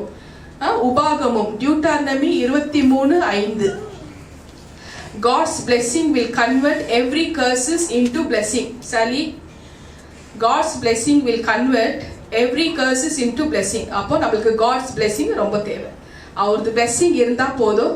இப்போ தேவ ஆவியானவர் ஜெபத்தை மாத்தி நம்ம ஜெபிக்கணும்னு தெரியப்படுத்துறார். ஜெபத்தை மாத்தணும். நம்ம வழக்க போல பண்ற ஜெபம் அது ரொட்டீனா பண்ணிட்டு இருக்கிறோம். வித்தியாசமா ஜெபத்தை மாத்தி தான் பாருங்களேன் இல்லையா? அவரை விட நமக்கு டீச்சிங் யாருமா பண்றாங்க? நல்லா டீச்சிங் இல்லையா? நம்ம என்னன்னா பைபிள்ல ஒரு ஸ்டோரி இருக்கு. இது போட்டியாமா? டியூட்டனமி 33:5 அதுல என்ன சொல்லி இருக்கு? சாரி 23:5 கரெக்டா வந்துச்சு. பசங்க கரெக்டா புடிச்சுக்கினாங்க. 23:5 கர்த்தருடைய ஆசீர்வாதத்தை நம்ம வாசி. ஹல்லேலூயா. உன் தேவனாகிய கர்த்தர் பிலேயாமுக்கு செவி கொடுக்க சித்தமில்லாமல் உன் தேவனாகிய கர்த்தர் உன்மேல் அன்பு கூறுகிறபடினால் உன் தேவனாகிய கர்த்தர் அந்த சாபத்தை உனக்கு ஆசீர்வாதமாக மாற பண்ணினார். ஆமென். ஆமென். இது இவங்க எல்லாம் ஒரு முன்மாதிரி, சரியா? இது நமக்காகவே எழுதியிருக்கு. அப்போ கர்த்தரோட ஆசீர்வாதம் நமக்கு சாபங்களாக மாற்ற முடியும்னு தேவ ஆவியான்னு தெரியப்படுத்தார். இப்போ பைபிள்ல ஒரு மறைக்கப்பட்ட ஒரு ரகசியம் இருக்குங்க. அதை நான் உங்களுக்கு தெரியப்படுத்துறேன். லூக்காக்கு போமா. லூக்கா 13 அதிகாரத்துல 6-9 நோட் பண்ணிக்கங்க. அதோட சம்மரி சொல்றேன் நான். லூக்கா 13 6-9 தோட்டத்துல ஒரு அத்தி மரம் இல்லையா? அந்த அத்தி மரம் நல்லா க்ரோ ஆயிருக்கு, நல்லா வளர்ந்துருக்கு. அந்த தோட்டத்தின் எஜமானன் பாக்குறாரு, மாஸ்டர் லேண்ட்லார்ட் பாக்குறாரு. பார்த்து 3 வருஷமா பாக்குறாரு, அந்த அத்தி மரத்துல காய்க்கவே இல்லை. அப்ப தோட்டக்காரனை கூப்பிடுறாரு இல்லையா? தோட்டக்காரனை கூப்பிட்ட கையோட, ஏன்னாப்பா இது 3 வருஷமா இது வளர்ந்துருக்கு, ஆனா காய்ப்பே இல்லை, வெட்டி போட்டுடுன்றாரு. அப்போ தோட்டக்காரனுக்கு ரொம்ப சேட் ஆயிட்டு சொல்றாரு, ஐயோ மாஸ்டர் ஐயா, நான் 1 வருஷம் நான் இதை நல்லா தான் பார்த்தேன், ஆனா இந்த மாதிரி அது காய்க்கவே இல்லை, என்னன்னே தெரியல. எனக்கு 1 வருஷம் டைம் கொடுங்க. டைம் கேட்குறான் பாருங்க. 1 வருஷம் டைம் கொடுங்க, நான் பல்ல தோண்டி உரம் போட்டு தண்ணி ஊற்றி வளர்க்குறேன். வளர்த்த பிறகு அப்பவும் அது காய்க்கலன்னா நீங்க சொன்ன மாதிரி என்ன வெட்டி போட்டுடுற, ஃபினிஷ் வெட்டி போட்டுடுறேன்னு சொல்றோம் இல்லையா? இப்ப அந்த மரத்தை வெட்டி போட்டாங்களா இல்ல விட்டுட்டாங்களா, அதோட தொடர்பே இல்லை அந்த கதையில. அங்கே நிக்குது, ஸ்டாப் ஆயிடுச்சு. 9 நிக்குது. லூக்கா 13 6-9 9 அப்படியே நிக்குது. வெட்டுனாங்களா விட்டுட்டாங்களா? அடிக்கடி சொல்வாரு டாக்டர், என்ன சொன்னாலும் ஒரு எஃபெக்டோட தான் சொல்றேன். விட்டுட்டாங்களா என்ன ஆச்சு தெரியல. இல்ல நீங்க எல்லாம் சும்மா அப்படியே சைலண்டா உட்காடுறீங்க இல்லையா? அதே மாதிரி தான் அந்த இடத்துல சைலண்ட் ஆயிட்டாங்க, பதிலே இல்லை. சரி போகட்டும், அதுவும் போகட்டும். அந்த மரம் இப்ப எங்க இருக்கு மரம்? எங்க இருக்கு மரம்? ஒருவேளை ஏதேன் தோட்டத்துல இருக்கோமோ? யோசிக்கலாம். ஏதேன் தோட்டத்துல இருக்கோமோ என்னம்மா? அந்த மரம் எங்க இருக்கு? ஏதேன் தோட்டத்துல இருக்குமோ? இல்ல அந்த மரம் எங்க இருக்குன்னாக்கா சலாயாங்களே நித்திய ஜீவன் பிரேயர் ஹவுஸ்ல ஒவ்வொரு சீட்ல உட்காந்துட்டு இருக்கு. நம்ம தான் அந்த மரம். ஆமென். லேண்ட்லார்ட் யாரு? பிதா. தோட்டக்காரன் யாரு? இயேசு. அவர் இந்த விஷயம் ரிவீல் பண்ணாதான் நமக்கு தெரிய வரும். தோட்டக்காரர் இயேசு கேக்குறாரு, அவர் தான் உருவாக்கிட்டாரு, அந்த தோட்டத்தை காப்பாத்திட்டு இருக்கிறாரு. சொல்றாரு, கேக்குறாரு, அட்லீஸ்ட் 1 வருஷம் டைம் கொடு, நான் இது உரம் போட்டு எப்படியாச்சும் வேற வைக்கிறேன்றார். வரலன்னா நமக்குள்ள தேவனோட கட்டளைகள் ஃபாலோ பண்ணலனா, ஆவிக்குரிய வாழ்க்கையில புனிதமா இல்லனா, பரிசுத்தமா இல்லனா, கனிகள் இல்லனா என்ன பண்ணுவாரு எஜமான்? முடிஞ்சிச்சு. அதுதான் அதோட விளக்கம். ஆமென். புரிஞ்சதா? வாய்ப்புகள் கிடைக்கிறக்குள்ள நம்ம பயன்படுத்தினோம். அதே நேரத்துல இப்பெல்லாம் நம்ம சந்தோஷமா இருக்கிறோம் இல்லையா? நேத்து நைட்டு எத்தனையோ பேர் உயிரோட இருந்தாங்க, காலையில இல்ல. நம்ம எல்லாரும் இருக்கிறோம், கொண்டாடுவோம், சந்தோஷம், ஒவ்வொருடைய என்ஜாய். அதான் நான் சாலிக்கு அப்பப்ப சொல்வேன், சாலி 1 minute you enjoy your life la, enjoy. கவலைப்படாத, why you want to worry? நீ பண்ண வேண்டியது அத்தனையும் பண்ணி முடிச்சிட்ட, இனி என்ன நீ வரி பண்ண? ஜாலியா இரு. காலையில எத்தனை பேர் உயிரோட இருந்தாங்க, இந்த டைம் எத்தனை பேர் இல்ல, நம்ம எல்லாம் இருக்கிறோம் இல்லையா? என்ஜாய் பண்ணுங்க. ஹல்லேலூயா. இன்று நம்ம எல்லாருமே நமக்கு நம்ம தாழ்த்துவோம். நம்ம தாழ்த்தினாதான் நமக்கு சில காரியங்கள் சுத்திகரிக்க பண்ண முடியும். தாழ்த்தணும் தேவ ஆவியானவர் தெரியப்படுத்துறார். இன்று நம்ம தாழ்த்துவோம். சோ ஆண்டவரே நம்ம எப்படி ஜெபத்தை மாத்தணுமா ஆவியானவர் தெரியப்படுத்துறார். இந்த விஷயம் மோசைக்கு கொடுத்த வார்த்தை இது. அதாவது உபாகமும் 33:29 இல்லையாமா? அதுதான் ஆதார வசனம் நம்ம படிச்சோம். 29 இல்லையா?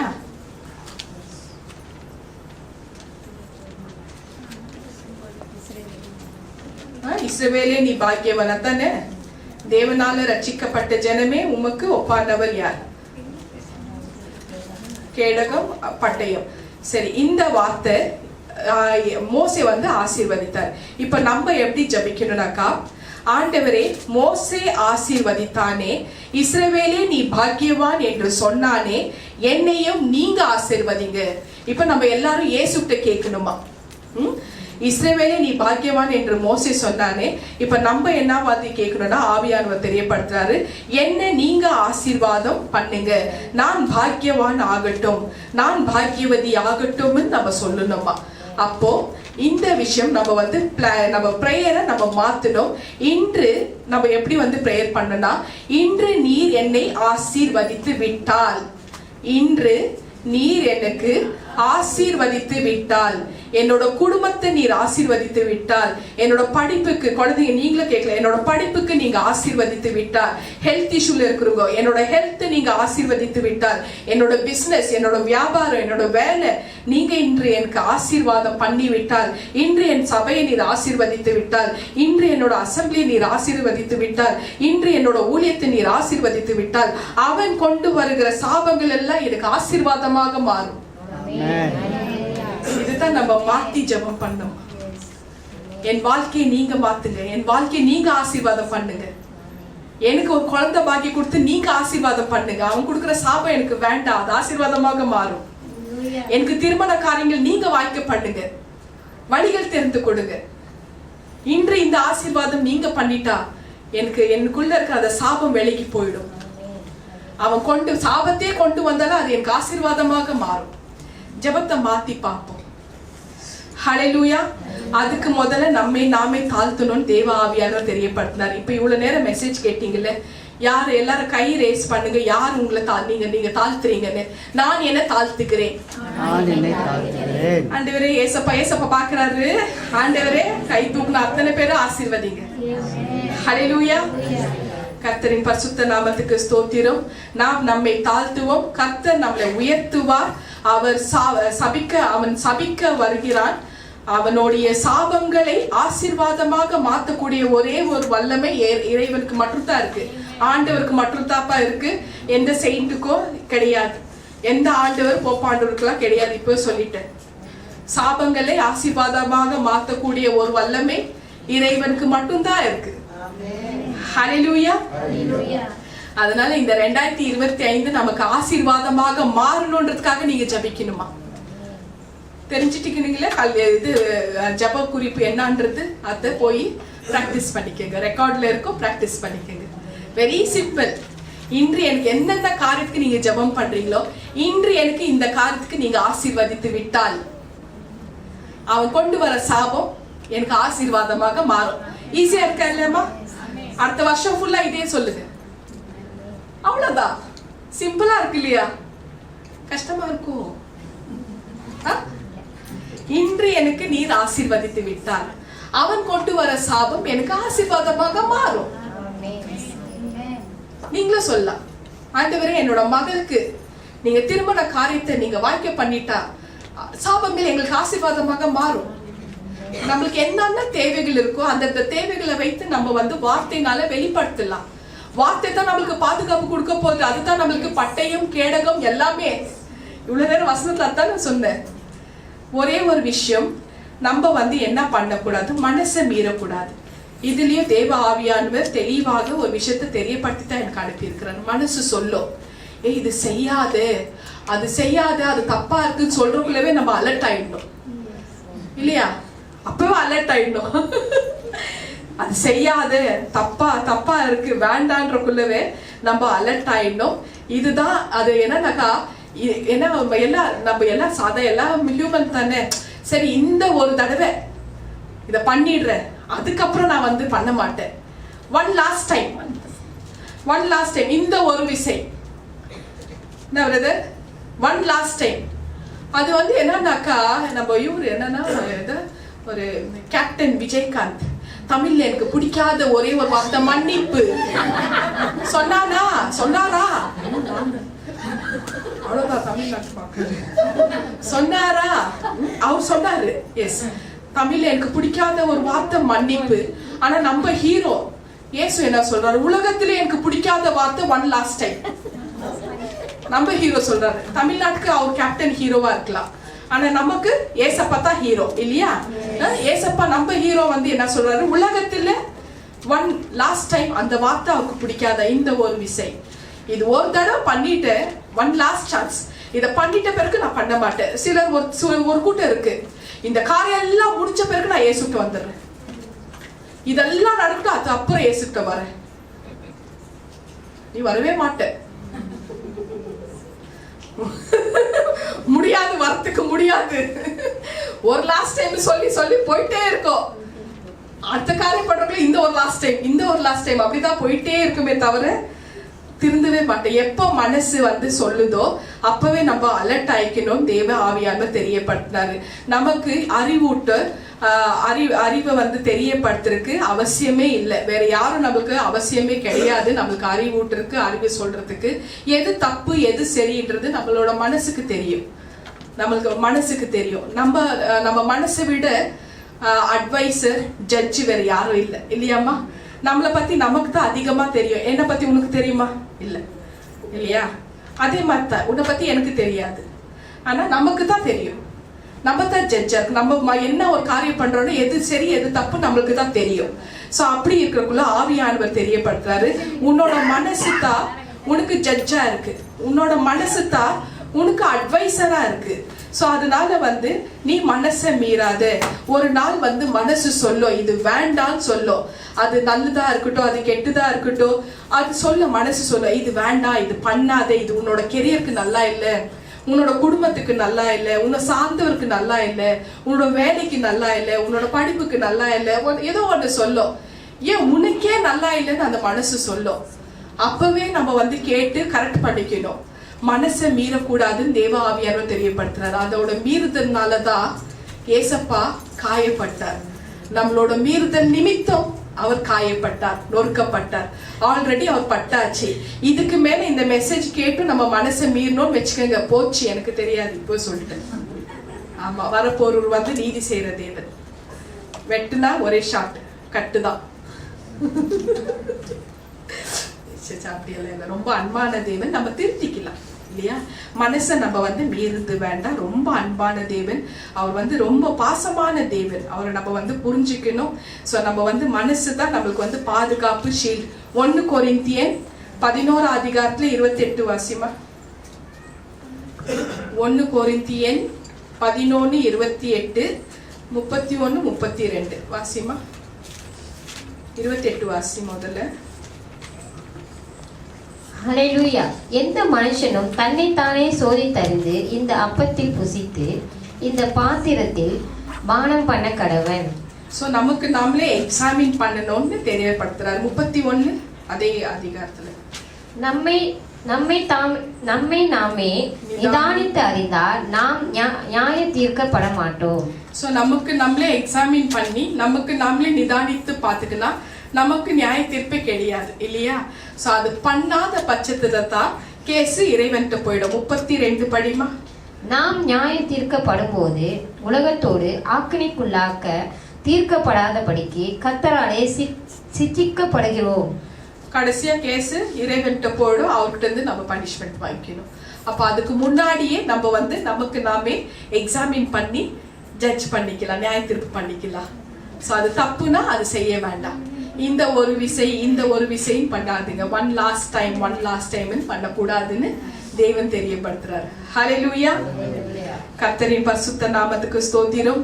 சோ இந்த 2025 வருஷம் நம்மளுக்கு ஆசீர்வாதமாக மாறணும்னாக்கா நம்ம இந்த மாதிரி ஒரு ஜெபங்களை வந்து இப்ப ஆரம்பிக்கணும்னு தேவ ஆவியானவர் தெரியப்படுத்துறார். ஹல்லேலூயா. எல்லாரும் உங்களோட கைகளை இருதயத்துல வைத்து ஒரு 2 நிமிடம் நம்ம கண்களை மூடுவோம். ஹல்லேலூயா. எல்லாரும் கண்களை மூடுவோம். நம்மளுடைய ஏசப்பாவை நம்ம கண்ணுக்கு முன்னாடி கொண்டு நிறுத்துவோம். நம்மளோட வாழ்க்கையை சற்று யோசித்து நம்ம பார்ப்போம், ஆராய்ந்து பார்ப்போம். என் வாழ்க்கை கிறிஸ்துவுக்கு ஏற்றதாக இருக்கிறதா? உங்களுக்கு இப்ப நீங்க தான் ஜட்ஜ், உங்களை நீங்க தான் எக்ஸாமின் பண்ணணும். தேவதாவியானவர் தெரியப்படுத்துறார். நீங்க உங்க மனசை வச்சு கேளுங்க, என்னுடைய வாழ்க்கை கிறிஸ்துவுக்கு ஏற்றதாக இருக்கிறதா? என் உள்ளத்தில் இயேசு முதல்ல இருக்கிறாரான்னு கேளுங்க. என் உள்ளத்துல இயேசு இருக்கிறாரா? அந்த இயேசு இருந்தா அதில் பாவம் இருக்கிறதா? ஒருவேளை இயேசு இல்லைன்னா அதுல கண்டிப்பா பாவம் இருக்கும். அசுத்தம் இருக்கிறதா? அக்கிரமங்கள் இருக்கிறதா? கெட்ட எண்ணங்கள் இருக்கிறதா? கெட்ட பழக்க வழக்கங்கள் இருக்கிறதா? ரகசிய பாவங்கள் இருக்கிறதா? நான் அறியேன். நம்மை நாமே தாழ்த்துவோம். இந்த நாள்ல அப்படி ஒருவேளை இத்தனை காரியங்கள் இருந்தாக்கா இன்னைக்கு நம்ம ஒப்பு கொடுப்போம். அந்த இயேசுக்கு உள்ளத்தை நம்ம கொடுப்போம். ஐயோ, எனக்கு இந்த வேதனை எனக்கு வேண்டாம். இந்த அந்தகார லோகாதிபதியோட தாக்குதல் எங்களுக்கு வேண்டாம். பிசாசின் அழிவுக்கு நான் வரவே கூடாது. எனக்கு அது வேண்டாம். எனக்கு ஏசப்பா நீங்க இறங்குங்க நம்ம கேட்போம். என் இருதயத்துல ஏசப்பா நீங்க குடியிருங்க. என் இருதயத்தை உமக்கு நான் கொடுக்கிறேன் ஆண்டவரே. என் வாழ்க்கையை நீங்க மாத்துங்க. என் வாழ்க்கையில நீங்க தங்குங்க. என் குடும்பத்துல நீங்க வேணும் ஏசப்பா. நீங்க இருக்கணும். தயவு செஞ்சு எங்களை காப்பாத்துங்க ஏசப்பா. உங்களோட ஆசீர்வாதம் எனக்கு வேணும் ஏசப்பா. நான் பாக்கியவான் ஆகட்டும், நான் பாக்கியவதி ஆகட்டும். இந்த சாபம் எனக்கு வேண்டாம் ஏசப்பா. எனக்கு பிசாசு வேண்டாம் ஏசப்பா. பிசாசு கொண்டு வர வேதனை எனக்கு வேண்டாம் ஏசப்பா. நம்ம எல்லாரும் கெஞ்சுவோம். ஏசப்பா, வானத்துல கதவுகள் எல்லாம் திறந்து வாங்க ஏசப்பா. உங்களோட ரத்தத்தினால எங்களை கழுவுங்க ஏசப்பா. உங்களோட ரத்தத்தினால எங்களை கழுவி பரிசுத்தமாக்குங்க ஏசப்பா. நான் இந்த நாள் ஒப்பு கொடுக்கிறேன் ராஜா. எனக்கு பெருமை வேண்டாம் ஏசப்பா. எங்களுக்கு அகங்காரத்தின் பாவனை வேண்டாம் ஏசப்பா. அகங்காரமான ஆவி எங்களுக்கு வேண்டாம் ஏசப்பா. எங்களை நாங்க தாழ்த்துக்கிறோம் ராஜா. எங்களை உயர்த்த மாட்டோம் ராஜா. எங்களை நான் தாழ்த்துக்கிறோம் ராஜா. எனக்கு பெருமை வேண்டாம் ஏசப்பா. எனக்கு அந்த எண்ணங்கள் வேண்டாம் ஏசப்பா. மற்றவர்களுக்கு வரும் பாடுகள் எனக்கு வரத்தான் செய்யும். ஆனாலும் உங்களுடைய பாதுகாப்பு ஆண்டவரே இருந்தா மட்டும் போதும். நீங்க உங்களோட கேடகம் எனக்கு இருந்தா மட்டும் போதும். நீங்க தாப்பா எனக்கு பட்டயமாக இருக்கிறீங்க. அது மட்டும் எனக்கு போதும் ஏசப்பா. என்னையும் என்னோட குடும்பத்தையும் உங்களால காப்பாற்ற முடியும் ஏசப்பா. எங்களோட பெயர்கள் ஜீவ புக்ல பதிவிடப்படட்டும் ஏசப்பா. ஆண்டவரே, நீங்க ஆசீர்வாதம் பண்ணதுக்காக நன்றி ஆண்டவரே. அந்த ஆசீர்வாதத்தை நாங்க பெற்றுக்கொண்டோம். ஆமீன், ஆமீன், ஆமீன். ஸ்தோத்திரம். ஹல்லேலூயா. ஹல்லேலூயா. Praise the Lord. Praise the Lord. எல்லாரும் பரிசுத்தமா இருக்கீங்க. ஹல்லேலூயா. கரங்களை தட்டுங்க.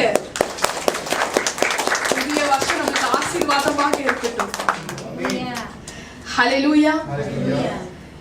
எல்லாரும் எழுந்து நின்று நம்ம ஏசப்பா சொல்லி கொடுத்த ஜெபத்தை நம்ம சொல்லுவோம்.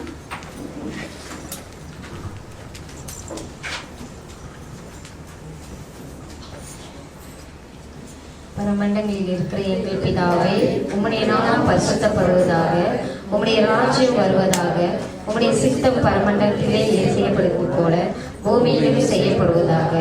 எங்களுக்கு வேண்டிய ஆகாரத்தை இன்று எங்களுக்கு தாரும். எங்கள் கடனாளிகளுக்கு நாங்கள் மன்னிக்கிறது போல எங்கள் கடன்களை எங்களுக்கு மன்னியும். எங்களை சோதனைக்குட்பட பண்ணாமல் தீயதிலிருந்து எங்களை ரட்சித்துக் கொள்ளும். ராஜ்யமும் வல்லமையும் மகிமையும் என்றென்றைக்கும் உடையவைகளே. ஆமென். Our Father in heaven, kingdom come, your will be done on earth as it is in heaven.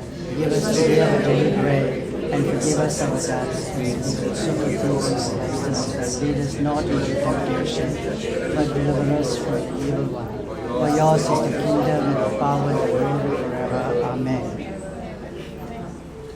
காரணம் உங்களுக்கு சமாதானம் உண்டாகட்டும். Peace be with you. Peace be with you, ma. Peace be with you.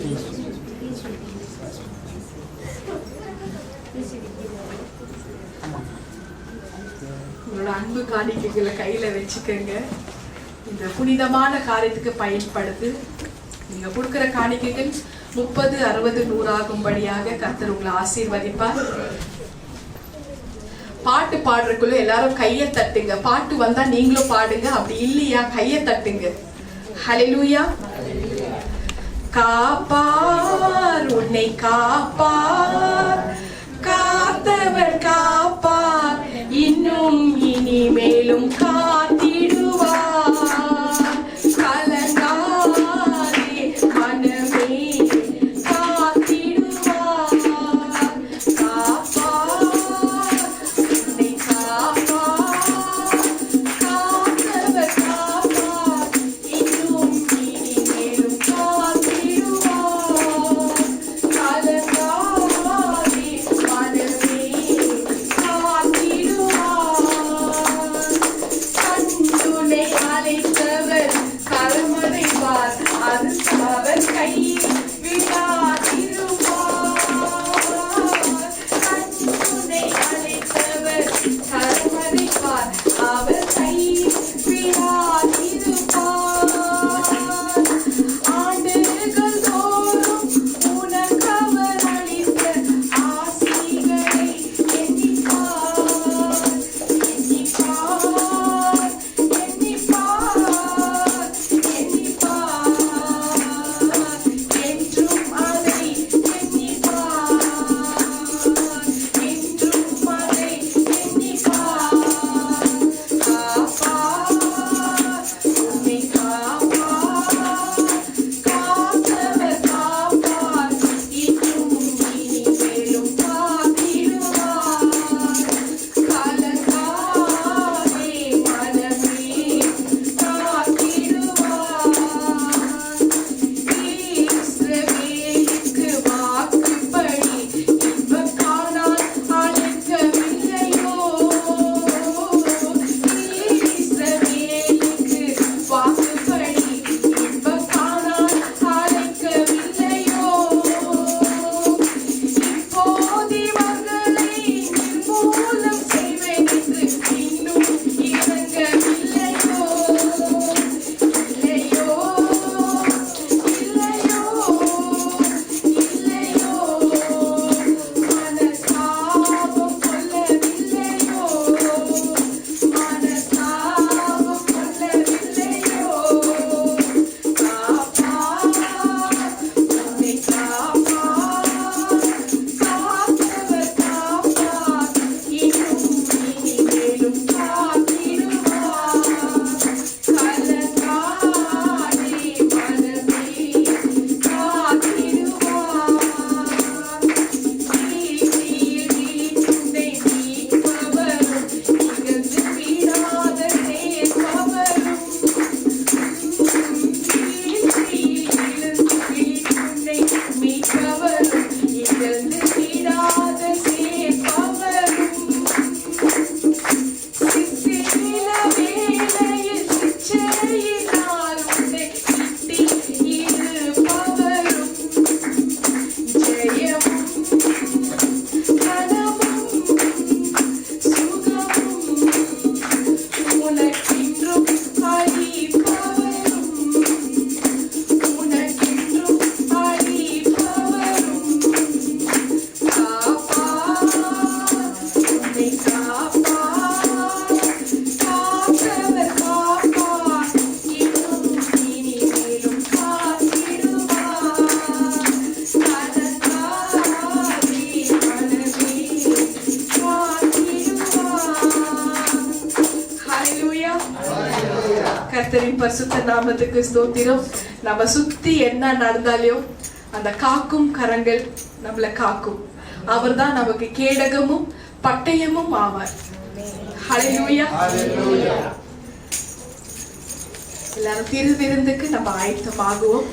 ஞானஸ்தானம் எடுத்துங்க, திருவிருந்துல பங்கு பெறலாம். ஆண்டவராகிய இயேசு கிறிஸ்து தன்னை காட்டி கொடுக்கும் அந்த ராத்திரி பந்தியில் சொன்ன வார்த்தையை நாம் நினைவு கூறுவோம்.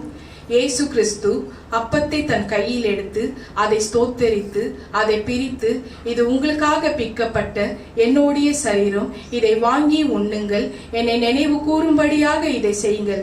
அதை நாம் செய்வோம். இது இயேசு கிறிஸ்துவின் சரீரம். ஆமென்.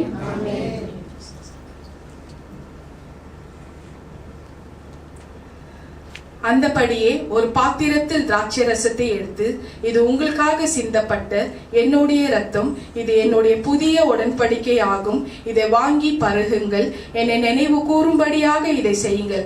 அதை நாம் செய்வோம். இது இயேசு கிறிஸ்துவின் ரத்தம். ஆமென். எல்லாரும் கண்களை மூடி இறுதி ஜெபத்துக்கு ஆயத்தமாகுவோம். ஸ்தோத்திரம். ஹalleluya, ஹalleluya. Thank you Jesus. அன்பின் பரலோக தந்தையே, அப்பா ஆண்டவரே, ஏசப்பா, அன்புள்ள தேவனே, ஏசப்பா, இந்த நாள்ல எங்களுக்கு ஆண்டவரே நீங்க கேடகம் பட்டியம் என்ற குறித்து ஒரு விஷயத்தை குறித்து எங்களோட பேசி எங்களுக்கு ஒரு தைரியத்தை நீங்க தந்ததுக்காக உமக்கு நன்றி அப்பா. நன்றி ராஜா. ஆண்டவரே, எங்களோட பாவங்கள் எல்லாம் நீங்க மன்னிங்கள் சுவாமி. எங்களோட குற்றங்கள் குறைகள் அத்தனை நீங்க மன்னிங்கள் சுவாமி. எங்க கிட்ட இருக்கிற அந்த அகங்காரத்தின் எண்ணங்களை ஆண்டவரே எங்களை விட்டு விலகி போடுங்க, எடுத்து போடுங்க ராஜா. விலகி போகட்டும் ராஜா. எங்களுக்கு இந்த வேதனை வேண்டாம் ராஜா. பிசாசு கொண்டு வருகிற வேதனை வேண்டாம் ராஜா. உங்களோட பரிசுத்த ரத்தத்தினை எங்களை கழுவுங்கள் ராஜா. நாங்க இந்த நாள்ல உங்களுக்கு ஒப்பு கொடுத்துருங்க ராஜா. எங்களோட இருதயத்துல நீங்க குடியிருங்கள் ராஜா. எங்களோட ஆவி ஆத்ம சரீரத்தை நீங்க ஆட்கொள்ளணும் ராஜா. எங்களுக்கு நீங்க தாப்பா கேடகமாக இருந்து, நீங்க தாப்பா பட்டியமாக இருந்து எங்களுக்கு பாதுகாப்பு நீங்க தாப்பா கொடுக்கணும். உங்களை தவிர வேற யாருமே எங்களுக்கு பாதுகாப்பு கொடுக்க முடியாது ராஜா. இந்த பிசாசு கொண்டு வர தாக்குதல் எங்களுக்கு வேண்டாம் ராஜா. அதுகிட்ட இருந்து எங்களுக்கு விலகி காத்து கொள்ளுங்கள் ராஜா. ஆண்டவரே, ஒவ்வொருத்தரும் நீங்க தொடுங்கள் ராஜா. ஒவ்வொருத்தரும் உங்களோட பரிசுத்த ஆவினால் நிரப்புங்கள் சுவாமி. ஒவ்வொருத்தருக்கிட்ட இருக்கிற குறைகள் எல்லாம் நிறைவாக மாத்துங்கள் ராஜா. சம்பூர்ண நன்மை நாங்களை நிரப்புங்கள் ராஜா. இந்த மாதம் முழுவதும் எங்களை நல்லபடியாக நீங்க நடத்தீங்க அப்பா. அதுக்காக உமக்கு நன்றி அப்பா. இனி வரப்போற புதிய மாதத்துக்குள்ள எங்களை பிரவேசிக்க வைக்க போறதுக்காக உமக்கு நன்றி அப்பா. இந்த மாதத்துல யாரெல்லாம் ஆண்டவர் திருமண ஆண்டு விழா கொண்டாடினாங்களோ, யாரெல்லாம் ஆண்டவர் பிறந்த நாள் கொண்டாடினாங்களோ, அத்தனை பேரும் நீங்க பேர் பேராக ஆசீர்வதிக்கணும் அப்பா. அதுக்காக நான் ஜெபிக்கிறேன் அப்பா. இந்த இடத்தை விட்டு வீடு போறக்குள்ள ஒரு நம்பிக்கை தைரியத்தோட போகட்டும் ராஜா. எனக்கு என் ஆண்டவர் கேடகமாக இருக்கிறார், பட்டயமாக இருக்கிறார். அவர் தான் எனக்கு பாதுகாப்பு கொடுக்க முடியும் என்ற நம்பிக்கையோடு போகட்டும் ராஜா. அது எந்த காரியம் வேணாலும் இருந்தாலும் சரி, ஆண்டவரோட ஆசீர்வாதமாக இருந்தாக்கா, ஆண்டவரோட ஆசீர்வாதம் எங்களுக்கு இருந்தா மட்டும் போதும். அவன் கொண்டு வர சாபங்கள் எங்களுக்கு ஆசீர்வாதமாக மாறும் என்ற ஒரு விசுவாசம், ஒரு நம்பிக்கையோடு போகட்டும் ராஜா. வல்லமை இறங்கட்டும் சுவாமி. ஒரு ரத்தத்தின் வல்லமை இறங்கட்டும் ராஜா. உங்களோட ஜீவன் இறங்கட்டும் ராஜா. இயேசு கிறிஸ்து நாமத்தினால உங்களோட உத்தமத்தை அனுப்புகிறேன் ராஜா. இயேசு கிறிஸ்து நாமத்தினால உங்களோட பரிசுத்தத்தை அனுப்புகிறேன் ராஜா. உங்களோட ஆசீர்வாதத்தை அனுப்புகிறேன் ராஜா. உங்களோட ஆரோக்கியத்தை அனுப்புகிறேன் ராஜா. ஒவ்வொருத்தர் தொடுங்கள் ராஜா. விசேஷமாக ஆண்டவரே, இந்த நாள்ல வந்திருக்கிற சிங்கப்பூர்ல வந்திருக்கிற அந்த குடும்பத்தை நீர் ஆசீர்வதிக்கணும் ராஜா. நீங்க வழி நடத்த போறதுக்காக நன்றி அப்பா. ஆண்டவரே, இந்த நாள்ல உங்களை வந்து மகிமைப்படுத்தணும்னு அவ்வளவு தூரத்துல இந்த நித்திய ஜீவன் பிரேயர் ஹவுஸ்ல வந்து உங்களோட சமூகத்துக்கு முன்பதாக நின்று அந்த மகன் சாட்சி குடும்பத்தோட கொடுத்திருக்காங்க. அந்த குடும்பத்தை நீர் ஆசீர்வதிக்கணும் அப்பா. ஆண்டவர் வந்திருக்கிற ஒவ்வொரு தேவ பிள்ளைகளும் நீர் பேர் பேராக ஆசீர்வதிக்கணும் அப்பா. ஆசீர்வதிக்கணும் ராஜா. Thank you Lord. Thank you Jesus. ஸ்தோத்திரம். ஹalleluya. ஸ்தோத்திரம் அப்பா, ஸ்தோத்திரம் அப்பா. நன்றி ராஜா, நன்றி சுவாமி. அப்பா தேவனே, உம்மை உயர்த்துகிறோம், உம்மை வாழ்த்துகிறேன், உன்னை வணங்குகிறேன் சுவாமி.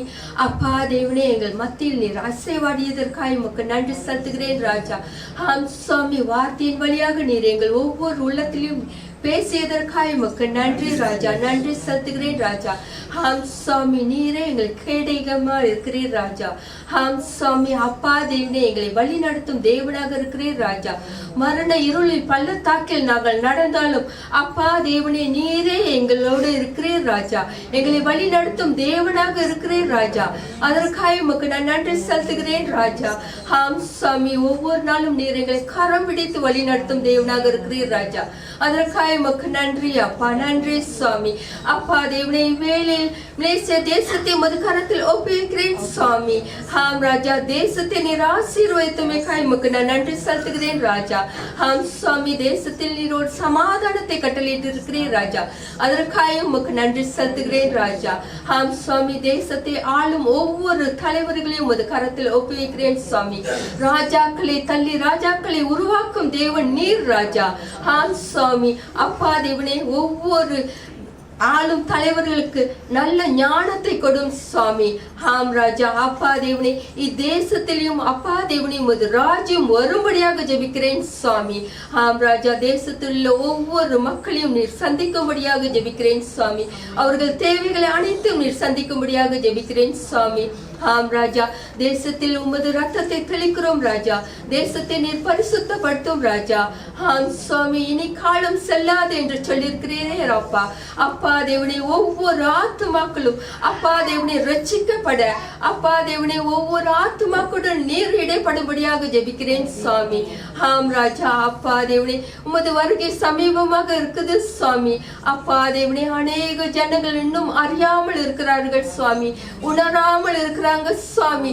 அப்பா தேவனே, அந்த கொடிய நாளில் இருந்து நீர் எங்களை காக்கும்படியாக ஜெபிக்கிறேன் சுவாமி.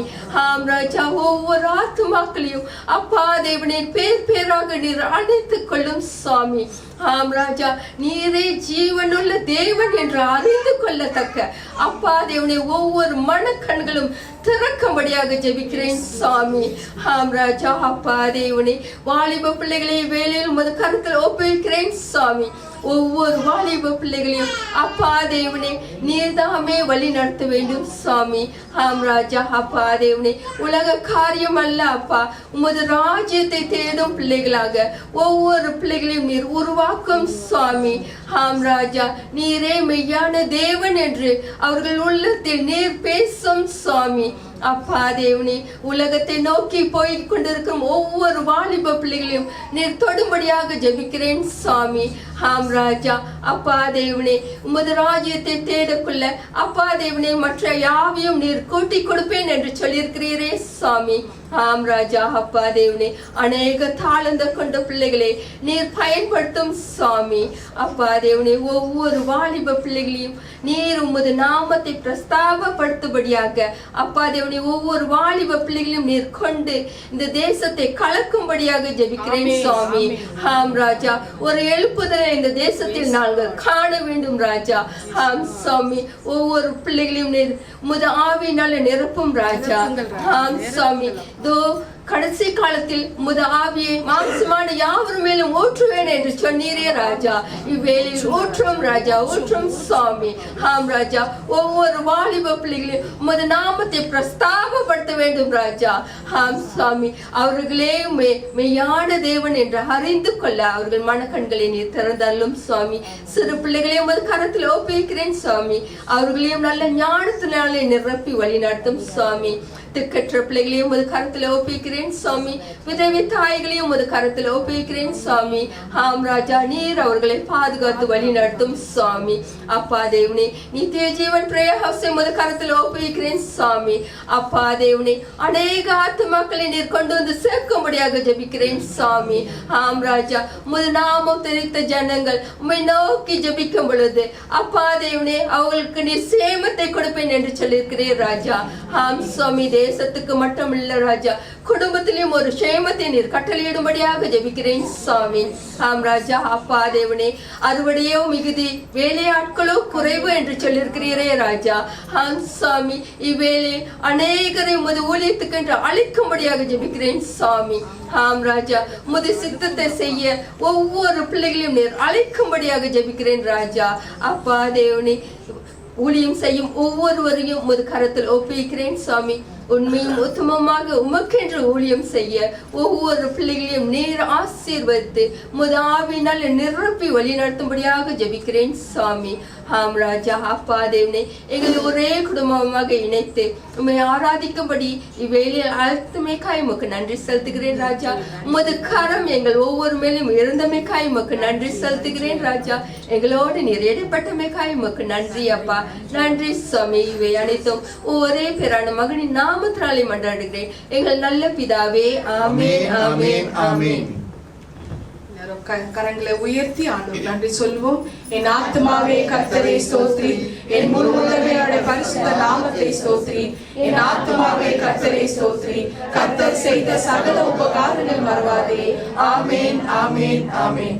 இயேசு கிறிஸ்துவின் ரத்தம் ஜெயம், இயேசு கிறிஸ்துவின் ரத்தம் ஜெயம், இயேசு கிறிஸ்துவின் கல்வாரி ரத்தம் ஜெயம். இயேசுவின் நாமத்தினால் ஜெபிக்கிறேன் ஜீவனுள்ள நல்ல பிதாவே. ஆமென், ஆமென், ஆமென். நம் கர்த்தராகிய இயேசு கிறிஸ்துவின் கிருபையும் பிதாவாகிய தேவனுடைய அன்பும் பரிசுத்த ஆவியானவரின் அந்யோன்ய ஐக்கியமும் நம் எல்லோரும் கூட சதா காலம் இருப்பதாக. ஆமென், ஆமென், ஆமென். துதி கன மகிமையெல்லாம் கர்த்தருக்கே சொந்தம். Praise the Lord. God bless you all. Jeevan prayer house நித்திய ஜீவன் ஜெப வீடு என்கிற கர்த்தருடைய ஆசீர்வாதமான வீடியோகளை கண்டு தேவ கிருபையை பெற்றுக் கொள்வீர்களாக. கர்த்தர் உங்களை ஆசீர்வதிப்பாராக. ஆமென்.